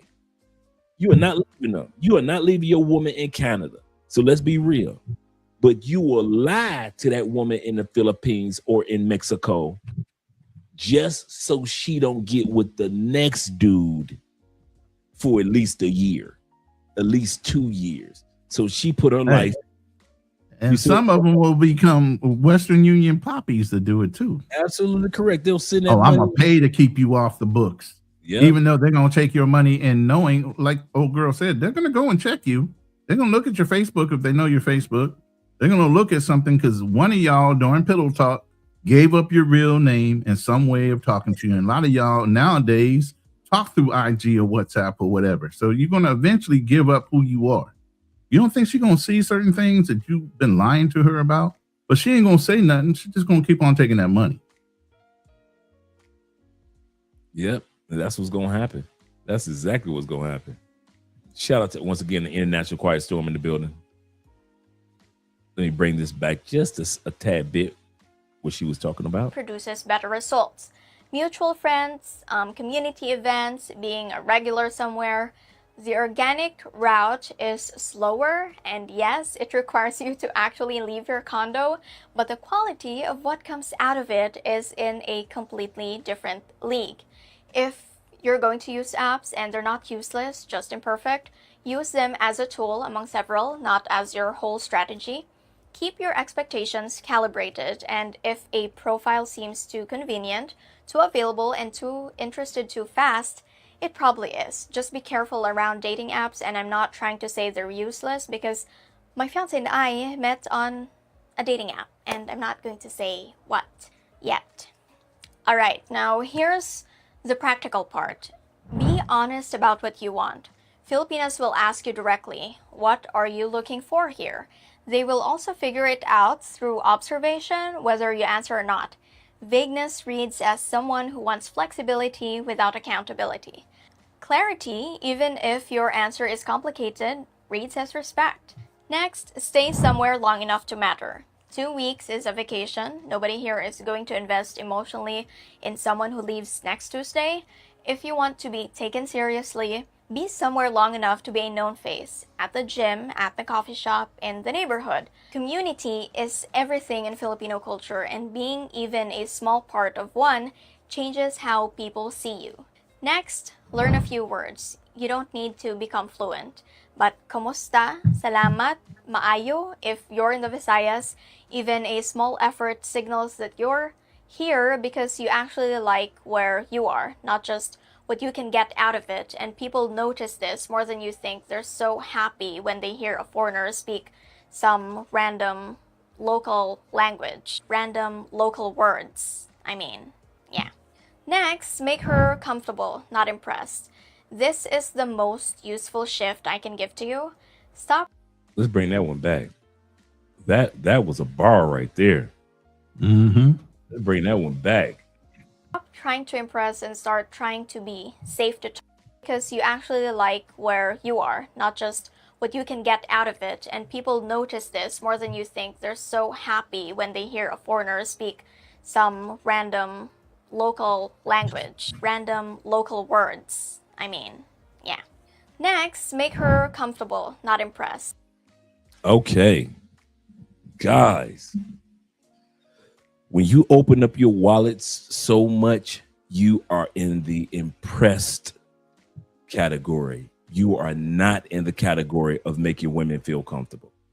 A lot of guys think that they are in the category of she feels comfortable around me because I buy her this. I'm telling you that you are in the position of just impressing her. Wow, thank you very much type of responses that you'll get. But when a woman feels comfortable around you, man, that goes a lot further than a woman that feels impressed around you. Because if you can impress her, then the next man can too. Right. But not all men can make a woman feel comfortable around them. Go ahead, Ronin.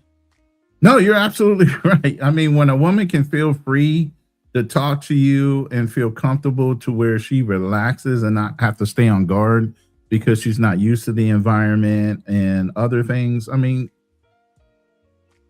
the nice places that you're going to enable this woman to go to are far beyond things that she's used to. Unless you met her in a community of, like BGC, and she already had a job with the call center or something. So she's used to doing certain things for herself. match the energy. They're willing to put in and help you if you allow them to, instead of you just trying to take care of everything. See if she's going to match the energy. Like I said, I made my lady wait 4 months before I bought a vehicle, right? What'd she do? She matched my energy by turning around, putting tires, rims, fixing the lift kit on the damn truck and putting a damn snorkel on it. That's matching energy. God damn. There you go. You know what I'm saying? So you need to look at that too. Look at if she appreciates and she's going to match your energy, and you're not just the one always putting out, and she's willing to try to do something, maybe not of equal value, but at least something to show her appreciation and acknowledgement of your effort. If she's not doing that, then she's just going to keep on sucking you dry. True. That's a great point. All right, let's continue on. This is the most useful shift I can give to you. Stop trying to impress and start trying to be safe to talk to. She's not wondering if you're impressive. She's wondering if you're going to be pushy or weird or one of those guys. Warmth, patience, genuine curiosity about her as an actual person. That's the whole game. Not lines, not strategies, not your bank account, although some people might argue it is. Just being a human being that another human being wants to spend time with. The next one is you have to make actual friends first. Not romantic targets, but actual people, actual friends. People you enjoy spending time with, whose social circles you gradually become part of. This is how a lot of the best relationships here start. Through someone who knew someone who mentioned you to someone. That pipeline works better than almost anything else, and it has the added bonus of giving your life here actual substance regardless of whether a relationship develops. Now here's the version of this story that ends well. A man shows up here not because he was told it was easy, but because he was genuinely curious about this place and these people. He gets out of the foreigner bubble. He takes care of himself. He stops performing and starts being real. He makes actual friends. He becomes part of somewhere, even a little. And at some point, without trying to engineer it, he meets someone. And it's real because he was real first. That story happens here all the time. I've watched it happen from the inside, and I'm living adjacent to one. But it doesn't happen to you. You have to participate. You have to show up as a complete, honest, self-respecting person, and then have the patience to let something develop. The Philippines will absolutely meet you there. It's not going to do all of it for you. 59 million women, more than the entire population of South Korea. One of them is absolutely right for you, but she's not going to find you on a bar stool in a foreigner strip staring at the door. Go find her. Drop your city in the comments. Where are you based? How long have you been here? What has your actual experience been? Because I want the real answers, not the farm version. And if this video helped someone you know, the share button's right there. This has been Dee. Thank you for watching. Don't forget to subscribe, and I'll see you in the next video. Bye! Either translated this as the traditional Filipino courtship in a Europe. Filipinas, particularly. Yeah, they are very funny about, they're wanting to pronunciate every word properly. They're very particular about their English speaking. So sometimes even if you walk up on a Filipino and they say they can't speak English, that's BS. They're just not confident in their English. Yeah. Yeah. All right. Well, this was I kid you not, this is probably one of our best episodes as far as breaking down. We start off talking about the red flags that we showcase, not just the red flags that the women showcase. She came straight logical, no emotions, just all the facts. And so, guys, the opportunities are not just in the Philippines when it comes to how to behave, but she laid a foundation for no matter what country you go to. Exactly. Exactly. So, believe me, I've used that red flag thing in a couple other conversations before this one. Because once I heard it, I was like, damn, I got to use that. You know, Yeah. I've used it a couple times to point out red flags that we give off. Yeah. Yeah. If you see me do a episode on that, do not be surprised. Hey, go ahead. Yeah, because you know we share. Yeah, that's right. But I just want to say, man, Ronin, man, I've been celebrating and happy for you, even when you were back in the States, and you guys you were planning to go over there initially, and so to this day, I know what it's like to have that long distance moments. I know what it's like for people not to believe in what you when the relationship is at long distance at one point in time. I know what it's like to come together and see the fruits of a solidified relationship. And it is possible, guys. Ronin and I are living proof that there are some quality women across the world. But if you are not a quality man, that's going to hinder you a little bit. I can't put it any other way. If you so busy trying to smash everything and you're so busy trying to purchase every woman, no matter what country you go to, it ain't gonna pan out well for you all the time. So just like she mentioned, one of the first things that you want to start to gather when you go to a certain country is a good network, because that network will introduce you to the quality women that you can appreciate and will appreciate you. What would you have to say about that, Ronin? I think that's key. In any situation you're in, having a great network of trusted individuals around you that know the lay of the land, that can get you from one place to another. We're not islands amongst ourselves, especially when we're in foreign countries. It's not so easy to move around, not so easy to communicate for some of us, especially if we didn't learn the language. So having somebody that you can trust to translate for you, to point you in the right direction so you don't get that gringo price. Maybe you hang back, you give them the money, and you let them go buy the thing, because if you go and buy it, all of a sudden there's a surcharge on that price that's on the window because you don't know any better. So yeah, absolutely. When you travel, you should have some kind of circle of trust, especially if you're going back there more than once. I get it. If you're a first time traveler, you're going to have to stumble through it a little bit. If you haven't done your research, you don't have a tour guide or somebody that you can travel with that help you do that translation, it's going to be a little uncomfortable. But eventually you'll get down that road if that's something you want to do. You got to be persistent. Sometimes things that come easy are not the greatest thing in the world. Sometimes trial and error are things that make you love or appreciate the thing that you're actually doing more so. It's not going to be easy. It's not going to be comfortable. I'm uncomfortable. I like certain American creature comforts that come standard in the house that aren't here. You get what I mean? Central AC for one. You know what I mean? I got these split air cons sitting here instead of central AC throughout the whole house, and some of those break down. So one part of the house could be cool and one wouldn't, things like that. Hot and cold running water. Jesus Christ. They don't run hot and cold hot water tanks. You got to have a little button to push to turn on the hot water if you want to take a hot shower. I mean, there's certain things that you're going to have to give up to get these experiences. If you're that type of guy that can't do that, you're going to be around the cities 9 times out of 10. Yeah. And then you're just going to be, like she said, a familiar problem. I like how she worded that. You'll be nothing but another familiar, not foreigner, a familiar problem. Right. And so, yeah.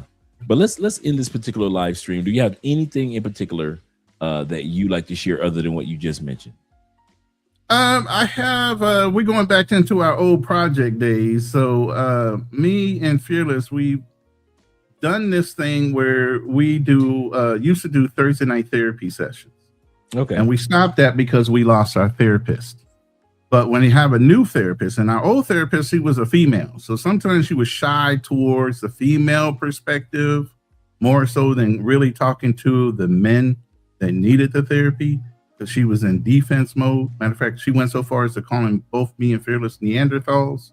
No. So we had a whole live on that, But now we have a young man named Troy, who's a licensed therapist. So I loaded a video. If you want to play that as a little promo, we're going to start next Thursday again for season 2. It's a video next. It's the I see it. I'm removing this.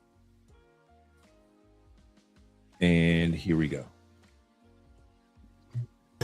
When being strong isn't enough, you can provide, you can protect, you can keep moving forward and still carry things nobody around you knows about. Pressure, loss, divorce, fatherhood, money, family, the expectations people place on you, and the expectations you place on yourself. Most men were taught how to endure. Very few were taught what to do with everything they had to endure. That's where the conversation begins. Not with blame, not with excuses, and not with somebody telling grown men how they're supposed to feel. We're talking about understanding the weight, learning how to carry it differently, and knowing when it's time to put some of it down. This is Thursday night therapy session. 3 men, 3 different roads through life, and one table where the conversations most men have privately finally get spoken out loud. Ronin Travelers, Fearless Talk Live, and Tapped In with Troy. A new season is coming, and this time, we're going deeper. Just some truth we came to find. AI looks good. It's Thursday night therapy, where a man can drop his guard. We ain't promising easy answers. Good work. We're just talking through the heart. That's my song too, AI song for a blues song. Oh, So I wow. even got full production on that song too. Okay, all right, little. So yeah, I'm working on my craft. You get what I'm saying? So Hey, I'm getting there, you know, man. I'm getting there slowly but surely. I'm just walking into the door over the last couple of days of Claude, and man, I'm so glad that me and Claude have been talking all day long, man, before the show.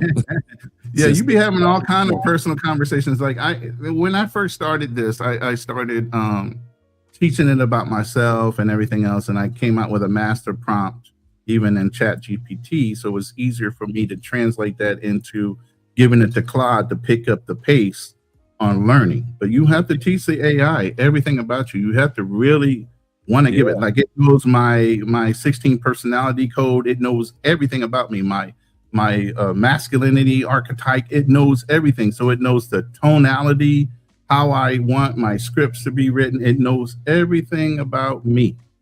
So when I say I need this done in my perspective, it does it in my perspective. That is kind of funny that you would say that. That's what I was using Claude for this morning for my writing.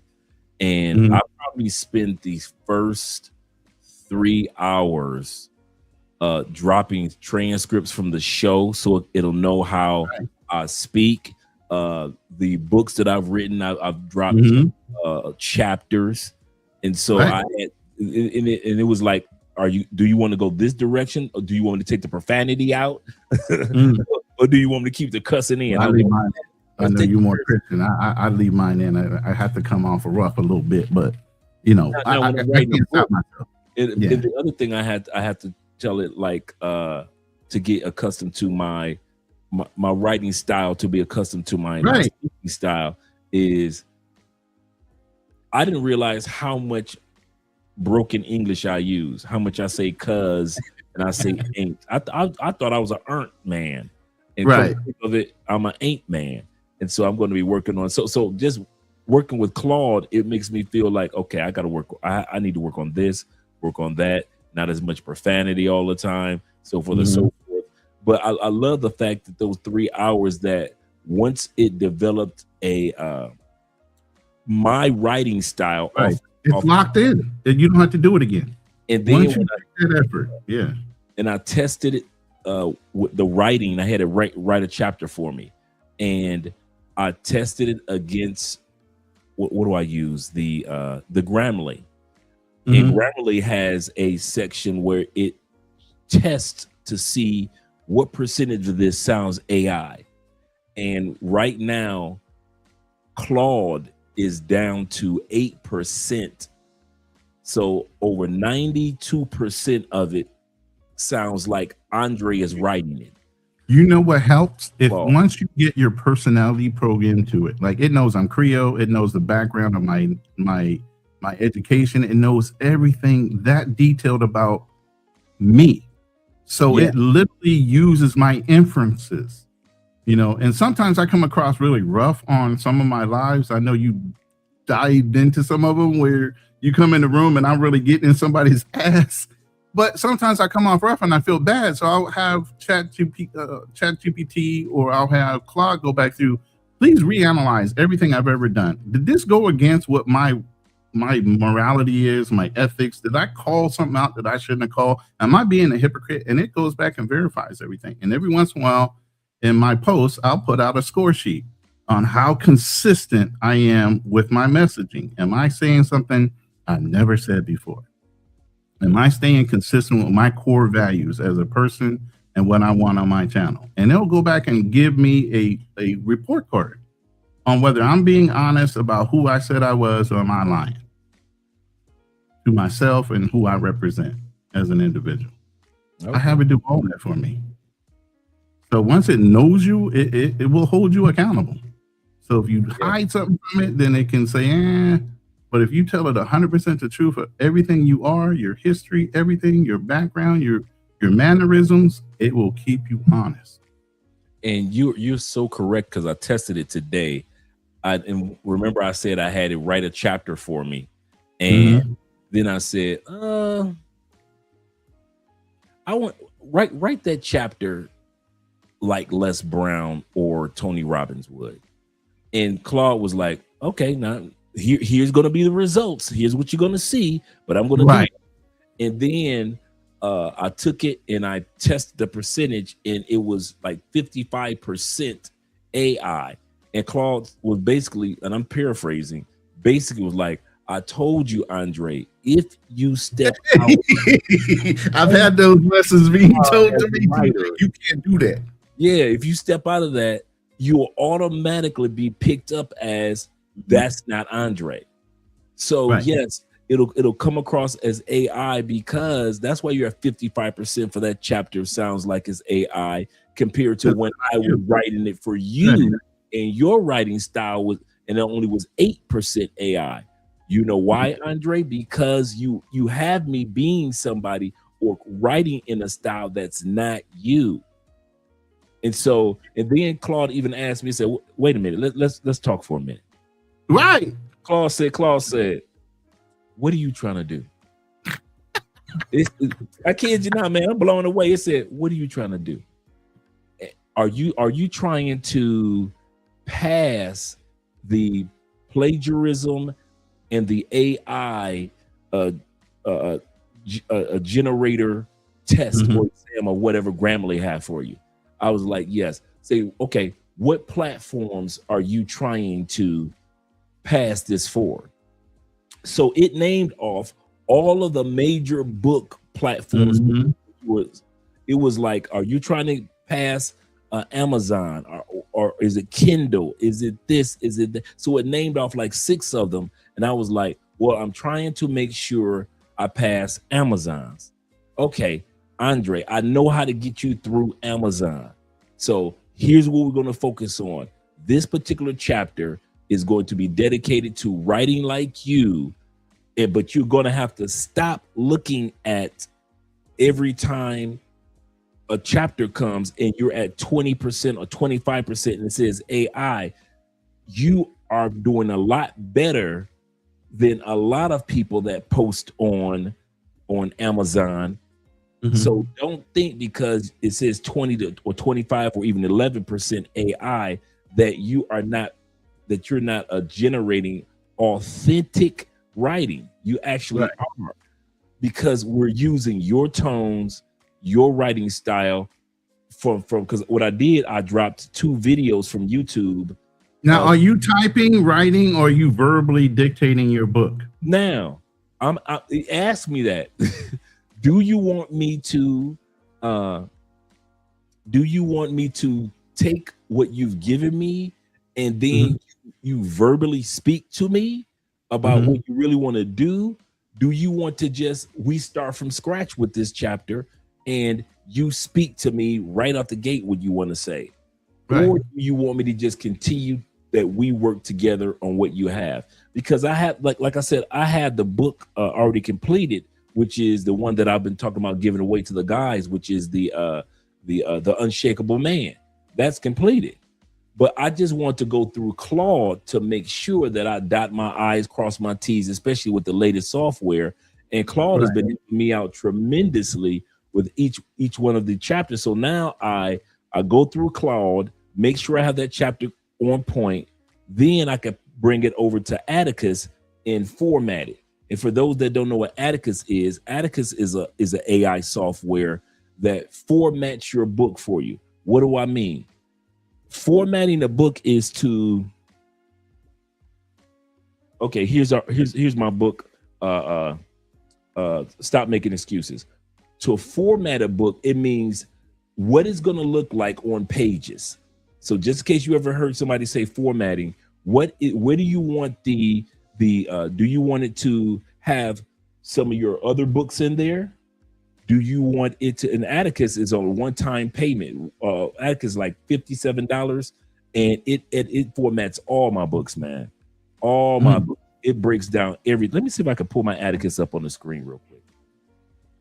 Because while you're doing that, while I'm learning AI, I'm also documenting a book called the AI Filmmaker's Playbook.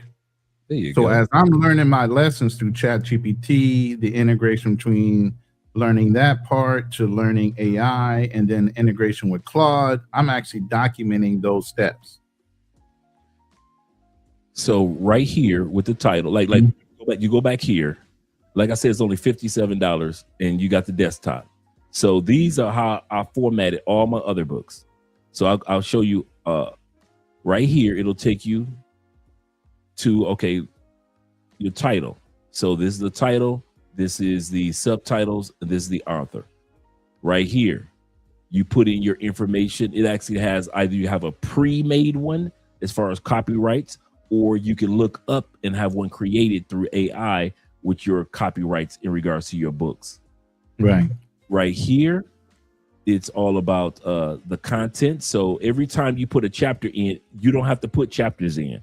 It'll automatically in the table of contents, chapter 2, chapter 3. So every time I drop a chapter in here, it automatically creates the table of contents. Acknowledgements. I already have acknowledgements, so I already had that pre-made already. So I have the acknowledgement, the thank yous, the inspiration from all the people that have helped me out. Here's a shout out, right? Shout out to all my military travel brothers. Though I never served in the military, you have welcomed me as one of your own, teaching me the value of discipline, of camaraderie, and strategic thinking. And these are the things that I learned from you military men. So I give you guys a shout out. And right here about the author. And you can get all that in Atticus right from so you guys wonder, well, where did you get this from? Right here.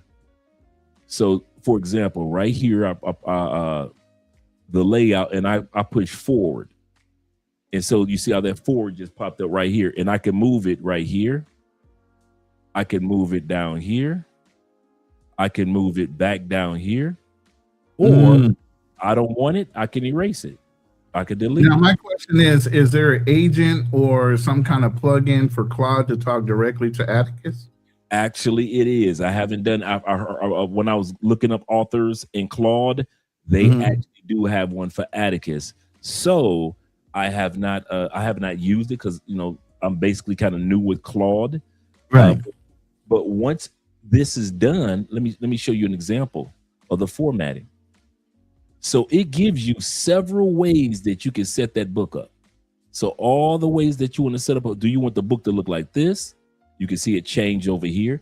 If you want the book to look like this, it changes over there. If you want it to be, once you're done, you want to export it as just export to be downloaded to Amazon or any other platform, or do you want it to be e-publicized? In other words, an ebook. So it'll do that for you. And then it'll let you see an example of what your book will look like on an iPhone. What like if you're doing Kindle, like that type of thing. Yeah. Yep. So you get a chance to look at each page, what it'll be looking like on an iPhone, what it'll look like on an iPad. And so you can go back here. You can kind of like check out each chapter. Now, what if you wanted to include graphics or diagrams or anything like that? Does it do like inside of my book, I have let's go back here. Let's go back home for a second. And inside of, let's see, anywhere is possible, right? And right here, I have book releases. Bam. So I can add my books in there, or any graphics that you want to add per page. So inside of anywhere possible, I forget which chapter, I have the J curve. So I have a graphic for the J curve that I always talk about. So yeah, you can add graphics to this, and they've actually updated even more abilities to make your graphics a lot smoother. And so then you go back, now you see what it looks like when you format it. So now I can go by chapter, I can look at a whole chapter, or I can go look at it per page when I go right here and I go to print, and then allow me to see what it looks like if it's printed with this design. Oh, I don't like that design. I go over here. And so I choose a different design, and it will change to see how it changed. Whatever design that I choose from over here. Here we go again. I just choose this next one, and it'll change to that. So it looks like this, and then it'll show you per page. So it does everything that you need to do. It literally shows you what your book is going to look like. And you notice that it shifts over when it comes to the left and to the right. Like if I go to another page, it shifts again, because that's how your book is going to look like when it's printed. Right, for binding. Yep. And it used to be so expensive to pay for, because a lot of people don't realize when it comes to writing, yep, that's Atticus. Like I said, it was only $57, and it is well worth it. And I forget how to connect them, but I'm going to be looking that up. But I've already looked up all the other authors that have been using Atticus and Claude together. So absolutely correct that you can.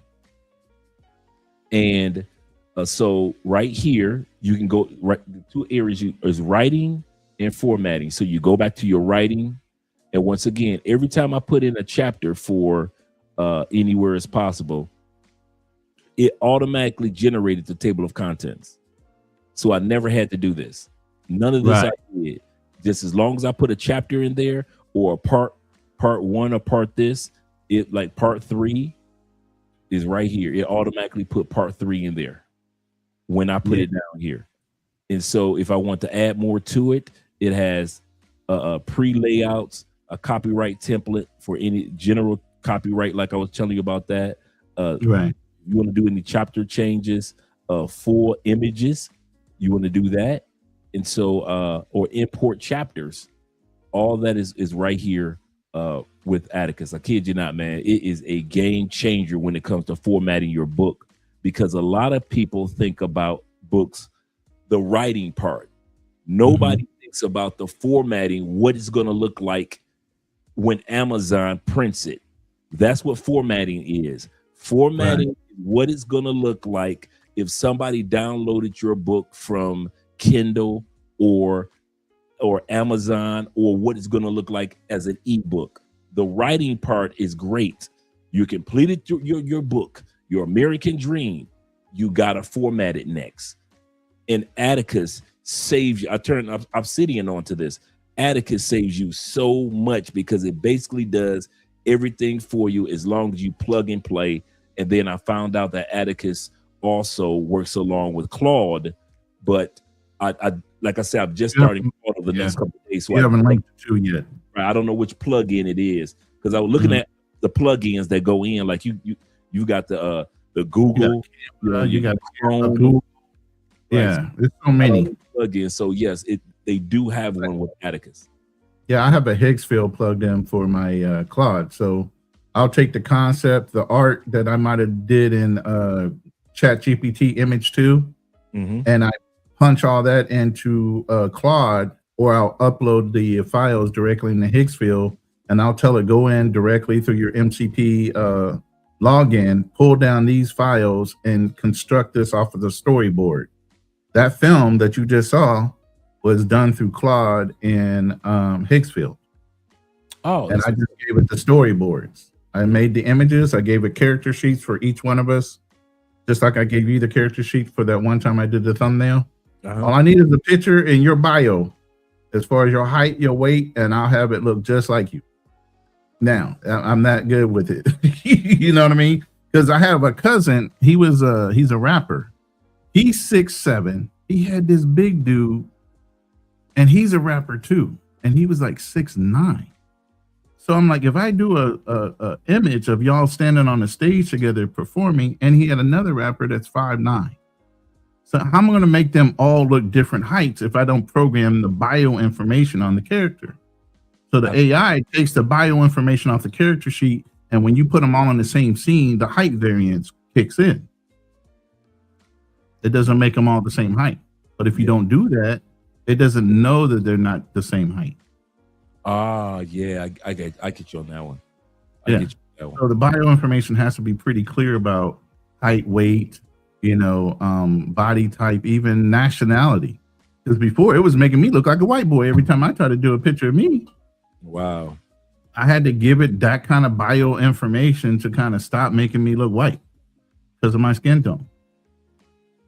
And the cleft square chin, which I don't have. Right. All right, we're about to wrap this particular show up. Glad we was able to share that information at the end. Yeah, that is a game changer. Definitely. I'm definitely going to look into that. Yeah, I kid you not, man. I love it. Like I said, it's one time pay me. You don't have to pay for it anymore. This is my desktop version. So you download it to your desktop, and man, the formatting is so simple, so easy. And as you can tell, all the books that I've written have been formatted through Atticus. And so the next books that I'll be writing will be formatted through Atticus from now on. And then once I learn the process to how to use Atticus alongside with Claude, that's going to really be a game changer. It's funny you said that. I actually have a picture of me standing next to Mahomes. I'm a Kansas City Chiefs fan. And I did it on AI. Oh, wow. Let me see if we can pull it down. I got a lot of pictures, so it's going to take me a second. But go ahead. While you're talking, somebody just said something about it, so I'm going to pull it down. But yeah, so if any of you guys want to use Atticus, man, I kid you not. And like I said, one of the biggest mistakes, I kid you not, there are some mistakes that a lot of authors make. First mistake that you make is you use Amazon's free ISBN numbers. What is the ISBN number? The ISBN number is on the back of every book, the ISBN number. Amazon gives you one for free. Here's the problem. When it comes to that book that you're printing off of Amazon, it doesn't allow you to sell it anywhere else. You can only sell it on Amazon. So where do you get free? Oh, I'm not free, but where do you get ISBN numbers? Because you have to pay for them. You can buy them in bulk. If you buy them now, ISBN numbers are international. This number on here, no matter what country I go to, if I want to purchase my book or anybody's book, I can use that ISBN number internationally. In the United States, these numbers are $25 to $40 a piece. Now, remember, I just said they're international. In Colombia, the same ISBN type of numbers, $15 a piece. And even if I even did even more research and say, well, let me see how much they are in Philippines or in Thailand, they may be even more inexpensive, even though they're the same ISBN numbers that you would use internationally, the same ones. So that's a kind of like, I wish I had known before. I'm glad I knew about Atticus, but I thought I was going to have to pay a formatter. So the 3 steps of writing a book is writing the book, and then making sure your book is proofread to make sure that your punctuation and all that. So I use Grammarly. There are other book proofreading to make sure your grammar is correct and everything. Software is out there that you can pay for as well. And number 3 step is to use Atticus. And then the last step is getting your ISBN number. So when you upload it to Amazon, you've paid for it yourself, now you can sell your item on Amazon with that ISBN number you purchased in whatever country. At the same time, I can sell this book on any platform I want, but as long as you use Amazon's free ISBN numbers, you can't sell your books anywhere. You can sell your ebooks anywhere. You can sell your audiobooks where you want to, but you cannot sell your tangible books if you use Amazon's free version. Just a little tip. And shout out to the birthday man in the building. That's a huge tip.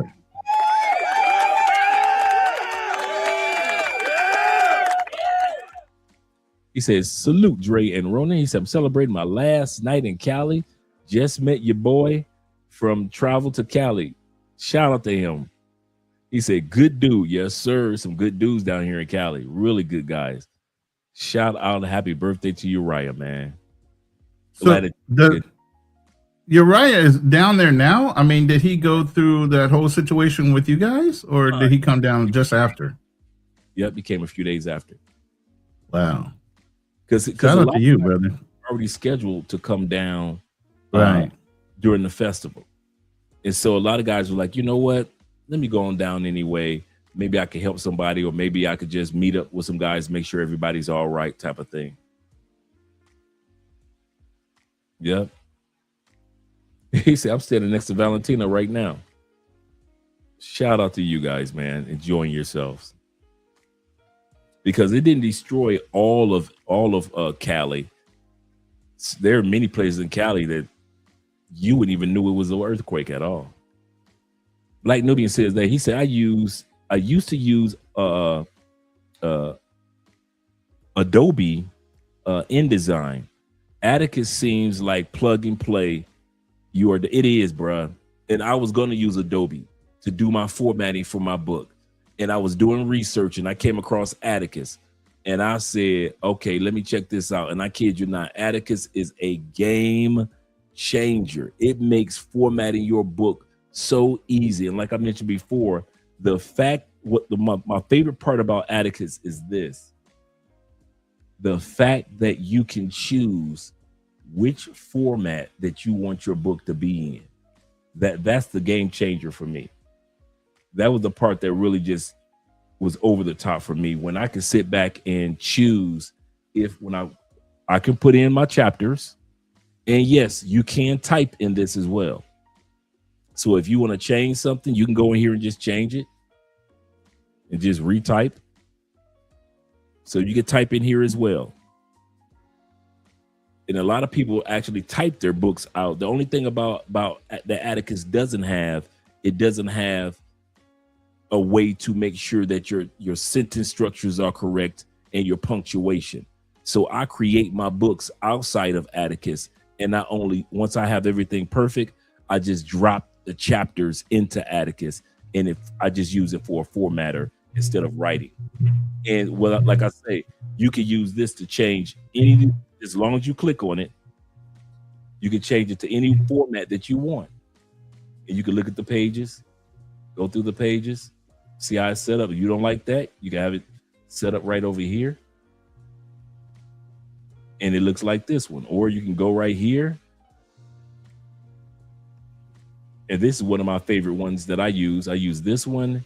And I think my latest book is this one right here that I'm using to format. And that's what I like about it. You could change it to this one. You could change it to that one. And whichever one's your favorite, you can put a heart on there.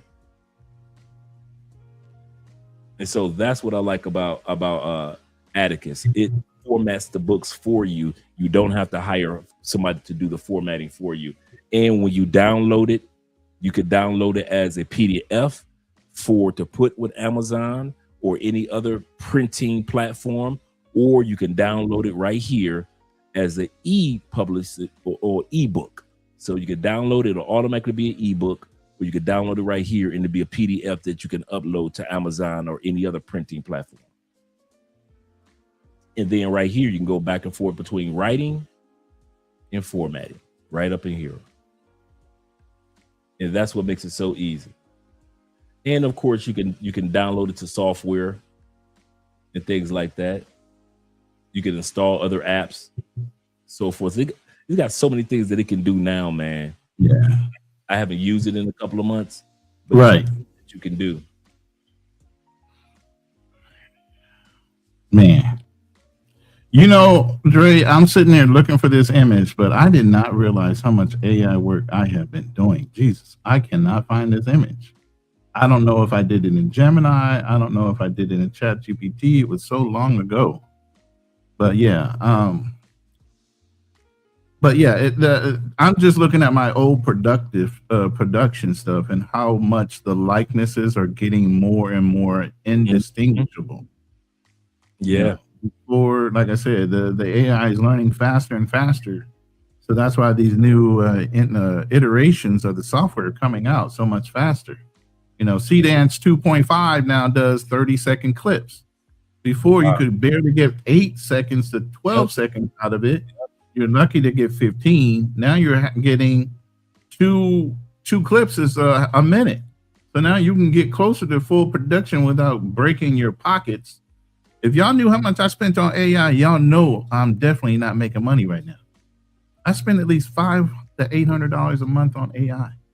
Yeah, a lot of guys don't realize how much money I put in a lot of if dudes realize I invest in AI platforms, software, like I'm buying colognes. Mm-hmm.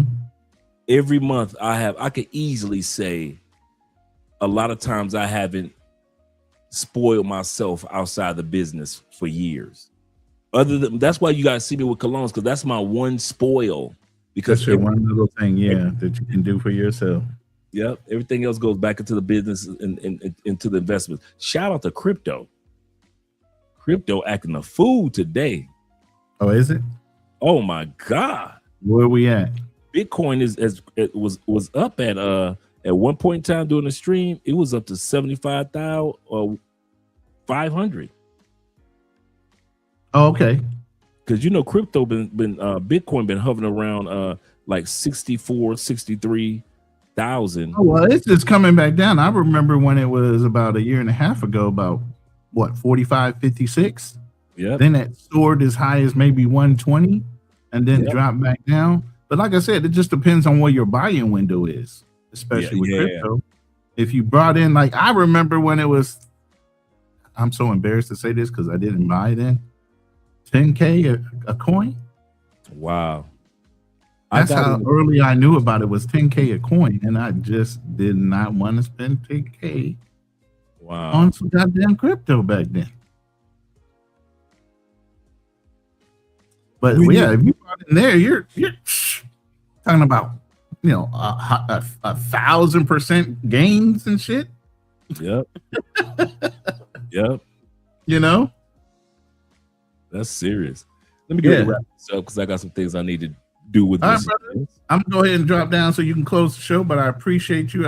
I enjoyed everybody coming to the show and listening to, a real perspective of people coming to the Philippines and getting a level set, not a delusional set, of expectations on what you could expect here.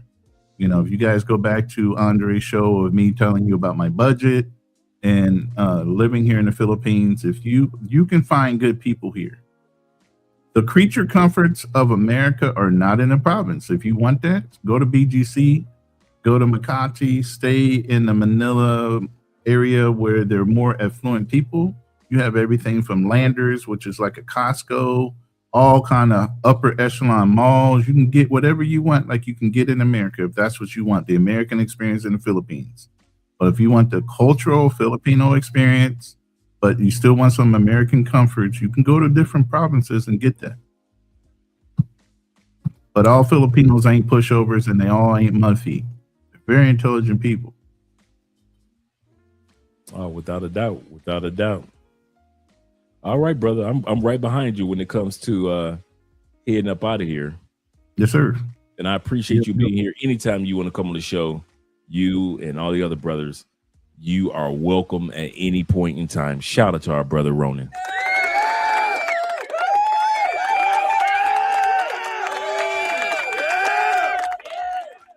Yes, sir. Shout out to our brother Ronin. Shout out to all you guys that hung around and got a chance. I might clip the last part of this video when it comes to the books, how to create your own book, and actually put that over on the Patreon for us, because that's important for all you guys that might be interested in writing. But shout out to all you guys that are here. And it doesn't just apply to the Philippines. It actually applies to any country. Be a quality man, you will meet quality people, hands down. Let's get ready to head up out of here. Let's do a quick outro because I'll be seeing you guys mañana. Let's do, we can always do Cape Verde.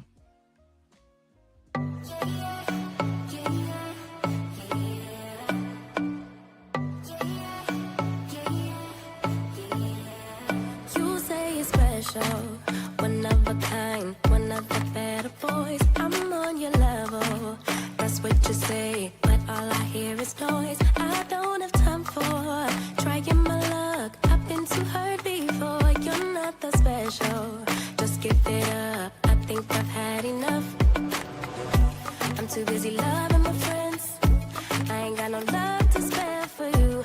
I'ma be that girl to the end. It don't really matter what you do. Guess I have to tell you again, cause you haven't got the news. Oh, you really need to understand that I don't wanna be your girlfriend, girlfriend. No, I don't wanna be your girlfriend, girlfriend. All I wanna spend with my girlfriend's girlfriend. So I don't wanna be your girlfriend, girlfriend. I know you want me, boy, I can tell. So deep under my spell. Sorry, not sorry that I'm no help, cause I'm full of myself. Boy, don't you worry, you'll find someone who wants you back, but that is not me. So give it up, haven't you had enough? I'm too busy loving my friends. I ain't got no love to spare for you. I'ma be that girl to the end. It don't really matter what you do. Guess I have to tell you again, cause you haven't